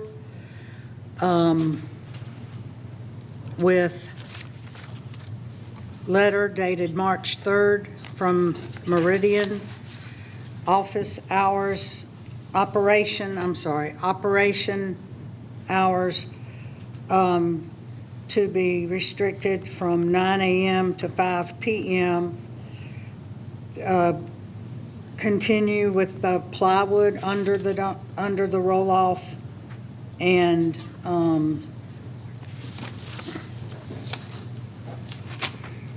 all other, well, I guess to remove the stipulations of no construction roll-off and no construction debris brought back on site to be removed, and no dumpster larger than 6 cubic yards to be removed. And all other staff comments and recommendations and stipulations remain in effect, not otherwise in conflict. Is there a second? Second. Okay. Commissioner Gamble? My only question was what days? I know we're specifying hours, but what days of the week are those hours applicable to? I have to, what are the current days operating now? 8 a.m. to 5 p.m. is current from the other business in 2018. But is that Monday But through is it Friday, Monday through Monday Friday? through Saturday? Or Saturday? 'Cause I don't have that in the, oh, let's see. Actually, it just says operation hours to be from 6 a.m. Well, that's the original one. When it came back in 2018, the board put operating hours for Meridian to be 8 a.m. to 5 p.m. So there are no days specified, just hours. Okay. Matt, can you come back up, please? Are you open on Saturdays and Sundays? No, Monday Okay. through Friday. So you're good with 9 to 5, Monday through Friday? Absolutely. Okay. I would like to add Monday through Friday to my motion. Okay. Thank you, Kelly. Is there any other discussion? It didn't have power, it didn't have days in the original, so thank you. I'll share that it's hard for me to distinguish this case or this other business item to the last one that we just denied. The other business item had a particular use that said no automotive use. With this other business item, there were no rollout dumpsters allowed, but yet we're willing to go back and allow that use to be inserted here. The impacts to this resident are very similar to the impacts of residents who had concern over the last matter, except she, is particularly speaking directly toward noise, where others just talked about the use generally. She can be very specific and talk about an impact that she is facing. How many times have we had items before us where we've had discussions about quiet enjoyment? And I think she's deserving of quiet enjoyment of her property as well as the other residential uses that are in that area. Canton Road and certainly Liberty Hill, they have a confluence of uses in that area that make it very difficult for commercial businesses. And I don't envy the challenges that you have with zoning, but I think that was considered when we had the other business item come before us, which is why they allowed the contractor's office, but didn't allow some of the other uses, which would run counter to the quiet enjoyment of residents that live in the area. When we start talking about making modifications to the site and putting cardboard under vehicles that would be brought in and brought out, that's a signal that that property is probably not most conducive to that use. I understand that the cardboard would help dampen the noise, but even in looking at it, it looked out of place, as one would expect to see a driveway, not cardboard across a driveway in this type of area. I can only imagine how successful your business probably is during this time where there is a significant construction boom, housing boom, and I'm very grateful that you're in Cobb County and want you to grow. I'm concerned about the growth in this area and how we'll continue to challenge residents who've been here 15-plus years, who I think are deserving to have protection of their communities, just as others are for gas stations and others are for automotive uses. I think that this community is deserving of that same protection. And in fact, I think that's why there's been so much energy around Canton Road, because people want to see improvement. They want to see improved businesses. It's very clear you improved your business, but I think it should be done in a way that is mindful of all of the property owners who are there, inclusive of the residents who've helped to continue to stabilize that area. So even though the applicant is willing to limit their use to a particular set of hours, I particularly don't think this is appropriate. I think the decision the prior board made in the last other business item I had it up here, but I perceive that that was the appropriate use, and I would continue to support that, and I would ask for the board to do that, particularly in light of the decisions that we just made in this hearing. This would run counter to those decisions. Well, Commissioner Richardson. I do have a question for the applicant. Thank you.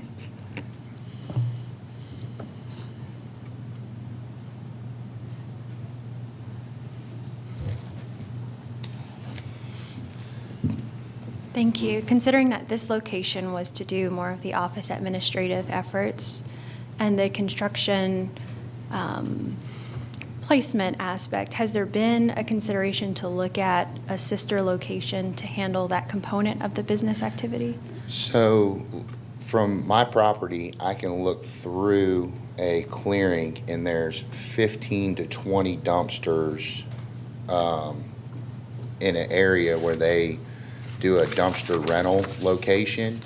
Our pickups and drop-offs are within 2 minutes to 3 minutes of a dump and pickup. There are off-site locations that we could utilize. However, it would be very inefficient for us as a business owner to do that. There are other options. However, it would be very costly for us, and would be something that we would probably have to look at, possibly moving locations. We do have for larger debris removals for whole houses and things of that nature. We keep dumpsters on site at the properties. What we're dumping is a non-hazardous material in smaller volumes. It's just an accumulation over time that we have to dump. So a lot of the jobs that we do are smaller in scope. So we have to drop off have smaller drop-offs. The larger, more construction demos that we do, we keep dumpsters on site at those properties, so we don't have to do multiple dump and pickups from our office locations. So what I'm trying to just understand is the content that's in the dumpster at this location, it's from other areas that you're servicing, right? Yes, ma'am. So it's a part of the business operations, because it's a necessity for our business. Yes, ma'am. It's from other properties. Okay, because I did too share with a similar concern that the chairwoman has brought up with how we perceived the previous case, and take the lead from the district commissioner here. But because I'm even thinking like temporary use until there's a transition, but to grow in this spot, knowing that this was the designated use is, yeah, okay, thank you. I think you've answered my question. I want to point out also that it's not cardboard, it's a plywood. It's plywood. Sheet of. Mm-hmm. I'm sorry. Did I say cardboard? No, it looked to me, plywood, cardboard. It's not the driveway that was, it's covering the driveway that's there. To me, it looks like cardboard, but it certainly plywood. It was unsightly, to be honest. It's not appropriate to be on a driveway. To me, even if there was a softer surface that looked more pleasing to the eye, but just laying plywood for the sake of dampening that noise did not look appropriate. That's not something that I would expect to see when I'm looking at a business and I'm thinking it has an attractive appearance. Yeah, that entire area is screened in with a black chain link, and is not viewable from any road frontages or residential areas. That's secured. It's not a. I received that again, but I think it just goes to how unfitting, even from a site, I think it goes to the fact that it's not a fitting use, and this was contemplated in the last hearing, which is why there's 4 stipulations that speak directly to this. Just that picture was the one that stood out because it was not real. It was not actual. It was from a random neighborhood somewhere. Yeah, those were put together prior to us. I put the presentation together. As an example. In speaking to the resident that had the issue, and those were the requests that were made to help accommodate that. And those were prior to us making those improvements. And we've since made all of those improvements to try appease.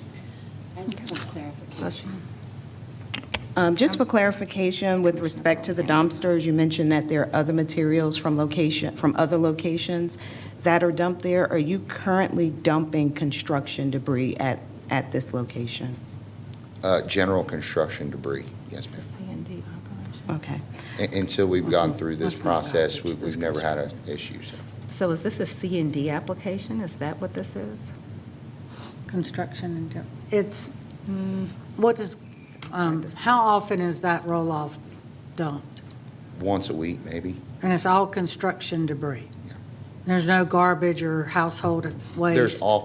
There's office debris like papers and things of that nature that we throw in there, but no hazardous waste, none. All of that was, and I think when we did the stipulations prior to the rezoning, I think that was a big concern for the neighbors, and that's not the case. We're not dumping any kind of hazardous materials. Those are handled in a completely different way. So we wouldn't store those on site. Excuse me, John. What I'm hearing seems to be outside the scope of this other business application. What part of it exactly? If our Like a materials transfer being, station? yes, our materials being dumped here? From his sites that he's clearing? So you're not doing that on this site? You're getting materials from other sites? There's no Yes. movement of materials on this site? No. No, Okay, I just wanted to be clear on that. Okay. It's my understanding that you do have some bigger projects that have a roll-off on site. Correct. And that would be like a demo or If we have a whole house bigger fire, job. yeah, if we have a But whole there's house. some small jobs that you have that would load up a flatbed or a pickup truck that come back and empty into the roll-off on site at this location Yes, from other job sites that are yours, that you're contracted with. correct. That, to me, that's... It's not outside uses coming into your property. No. This is another business item to amend a use for an office. Am I making myself clear? There was supposed to be No, ma'am, I apologize. There was supposed to be no dumpster on site. No. This item is to amend a stipulation for an office. So it is not even considered, to me, reasonable for there to be movement of waste on this site for an office. It seems to be more fitting for a light industrial category than it does for an office. And I'm looking at you, John, because you are over zoning, and I cannot perceive how this activity falls within the scope of an office. Well, it's contractors' office use permitted. It's zone NRC, which allows special contractors as a special exception. Okay. And, you know, to me, the use is not the problem, it's the condition he wants to amend. That's an ancillary part of the use.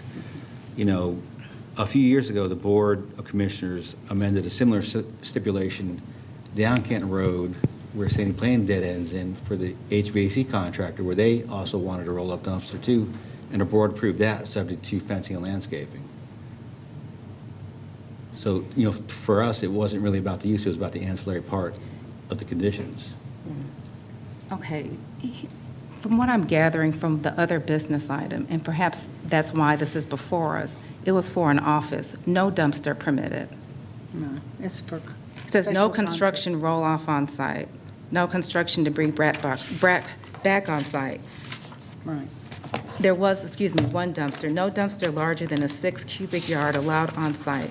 Dumpster to be used for office waste only. Office waste, not connected business waste, not other business waste, not construction waste, not demolition waste. Office waste only. And I'm hearing activity that seems to far exceed that, and that has been allowed on this site. I can't perceive how this is fitting for this and how it does not contradict the prior application that said no light automotive use.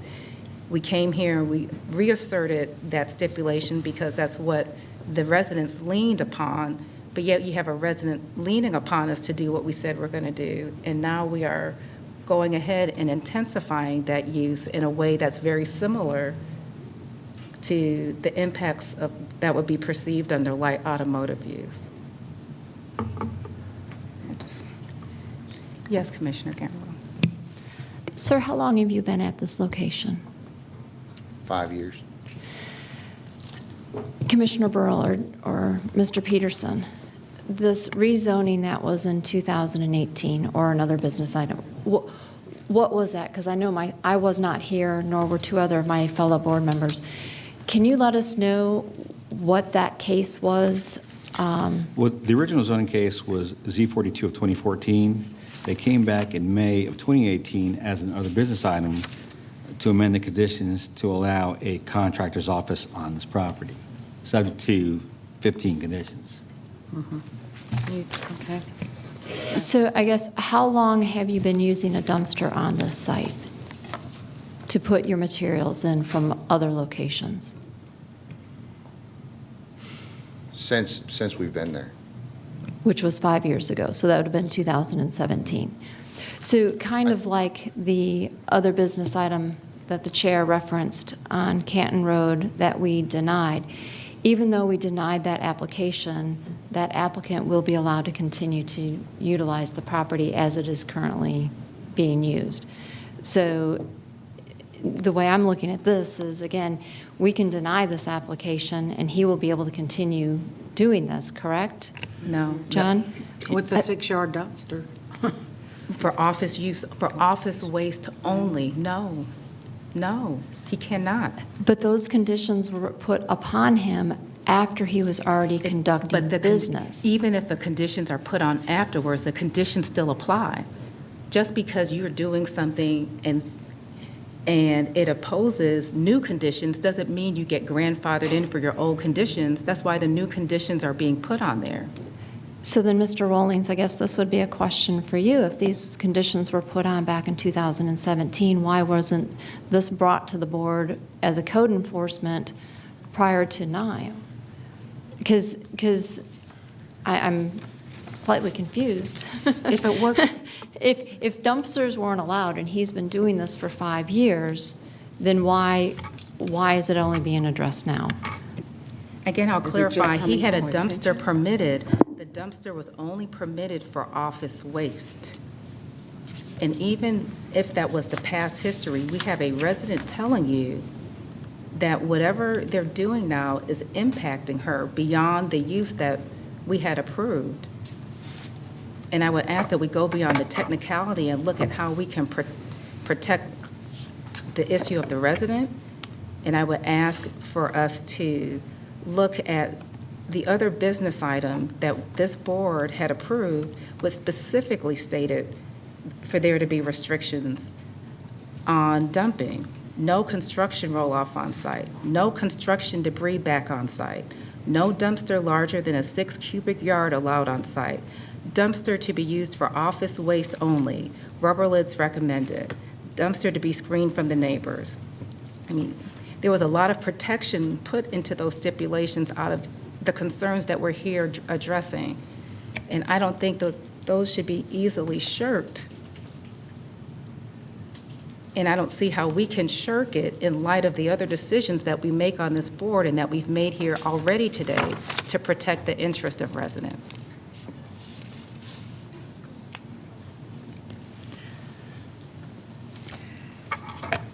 Well, I don't have, it'd be up to community development whether they received a complaint and then whether there was enforcement by code enforcement. My office didn't have anything to do with that component of it. And this other business item is a result of a code enforcement complaint. There was an action filed in January that code enforcement has, right now, as an active case for the dumpster. So, so we did not allow it. He was found with a dumpster on the property that did not meet the conditions. It seems in hearing the dialogue and the history and the full scope of the steps, it seemed like the spirit of the stipulations were to restrict the kind of activity that was taking place on this parcel. And while I truly sympathize with the expense associated with an offsite, I'm interested in the spirit of the protections that were put in place on this parcel. Yes, ma'am. And the more that has been shared, it just sounds like that was the goal. This would, in other words, be a very critical stipulation. It's not a, let's add 2 inches here or move something there. Right. This is something that speaks to the heart of what special case was made for this parcel, which was to allow the business to operate there. You know, and I referenced the short term because of the similar case with the firewood. While there's a lot of sympathy and true appreciation, I do not want to take it, and the kind of effort that's done with the community, just to the heart of what is trying to be maintained and preserved. I think this would negatively impact that. Can I touch on the heart of the stipulation? Please. Originally, I think that there was some concerns of the material that was being dumped into the dumpsters. I don't think it was a noise or an aesthetic issue. In general, I think it was to what materials were being dumped. And I think there was a misconception of what was actually being placed in the dumpsters. That's been communicated through the local communities and neighbors, and there's some clarification on that. If it was in the heart of the noise, then we would have been receiving many, many more complaints than just the one that we just received. I don't really understand actually why that occurred. Because we've done everything that we needed to. We have many residents around us. If it was in the heart of the noise, respectfully, then these complaints should have been coming in continuously. I'm sorry, we've already heard from, go ahead. I apologize. I'm not familiar with this process. I was just going to make a quick comment with respect to noise. So the original stipulation was for trash that was generated from inside of the administrative building. So anything outside of that is going to generate noise, especially when you're talking about construction debris or any other type of trash that is outside of what would normally come out of an administrative building. So anything above that, whether we receive complaints then or now, it is just not acceptable for the community. Yes, Commissioner. Thank you. I didn't want to focus in on noise. It was more so the kind of activity for this parcel, considering its location. Noise is one of the emergent properties of the activity. Yes, Commissioner. Okay, when this first came in 2014, it was for auto repair on this site where you're currently located. And I thought it was zoned from GC to NRC for that purpose. And then when you came in 18, it was for contractor use, but the stipulation does say 6 cubic yard for office waste only. So, when you bring stuff back to the yard and put in that 30-yard roll-off, where is it coming from? A construction site? Is it in a pickup truck? Is it in a flatbed truck? We utilize covered vans. They're in some pickup truck debris, but most of ours are their bag debris that comes back in a van that we use for carrying equipment and things to off-site properties. So it's. So is it not big, bulky construction material? No, it's all bag debris mostly. All of our, like I said, the big construction debris that we do on bigger, larger demos are done with a dumpster on site. We don't, it's nothing like that. Okay, well, can these vans go directly to the landfill from the construction site instead of coming back to your office and loading in a 30 cubic yard, since that's obviously not allowed? They could. Okay. They could. I mean. Do you want to withdraw this application and put a 6-yard back there, or for your office only, and leave the stipulations as they are? I can. I mean, I just don't understand why The Well- reason that we got it rezoned and did the stipulations up front was due to a misconception of what the debris, or what debris was being put into the dumpster in the beginning. How can you roll back and go and come back and talk to someone in reference to when those are more clarified and you've got approval from the residents around your business to say that that's okay? Because the materials were clarified in the stipulation. The stipulation clearly states office waste only. So any misconception, any debate about it was clarified when the board voted on it. Okay. And when we stipulate something, we expect for those conditions to be followed. Okay. Let me read for you what your stipulations were. The portion of the building is to be designated as contractor's office use permitted for Meridian restoration only. Again, no construction roll-off on site. No construction debris back on site. No dumpster larger than a 6 cubic yard allowed on site. Dumpster to be used for office waste only. Rubber lids recommended. Dumpster to be screened from the neighbors and from the front of the building, on the left side of the building screen from the road. No heavy equipment on site. No overnight outside parking except for cars, vans, and minivans. Operating hours, Meridian to be from 8 a.m. until 5 p.m. If the applicant decides to install signage, ground-based monument signage only. And then we have staff comments and recommendations. When we stipulate something and this board votes on it, it carries the weight.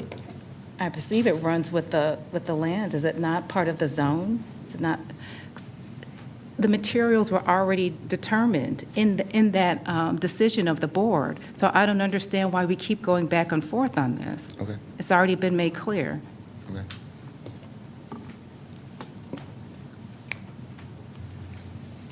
So it does say contractor's office use, Yes. and that means no construction. The zoning clearly states that there's not allowed any No dumpsters beside the waste, 6. only office waste only. But the use is for an office, but for a contractor. There's a motion on the floor, but There's a motion, there's a second, there's discussion. Yes, we've had enough debate. I guess I can call the question. what does staff recommend? Staff's recommended approval.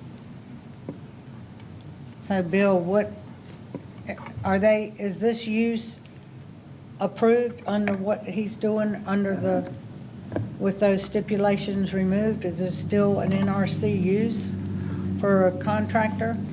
Well, as I understand it, he's trying to remove those stipulations by presenting the board with the OB. I mean, that's why we're here today. Right. He recognizes that those restrictions don't allow him to do this. This OB would then allow him to do that. That's why we have a other business matter before the board. Your motion is to allow him to do this, and with the second, now it's before the board to vote on it. But is this use permitted under his NRC zoning? If the board allows it under this OB, yes.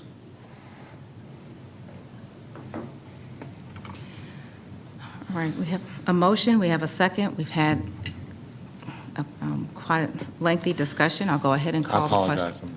I'll call the question. Yeah. The motion fails 5-0. So do we have to have a motion, another motion, or we're still good? The stip still remains. It fails, so the steps are in place, are the steps he has to abide by now. Okay, just wanted to be clear. I believe that's the end of our agenda for today. Yes, ma'am. Yes. Commissioners, we are adjourned. Thank you.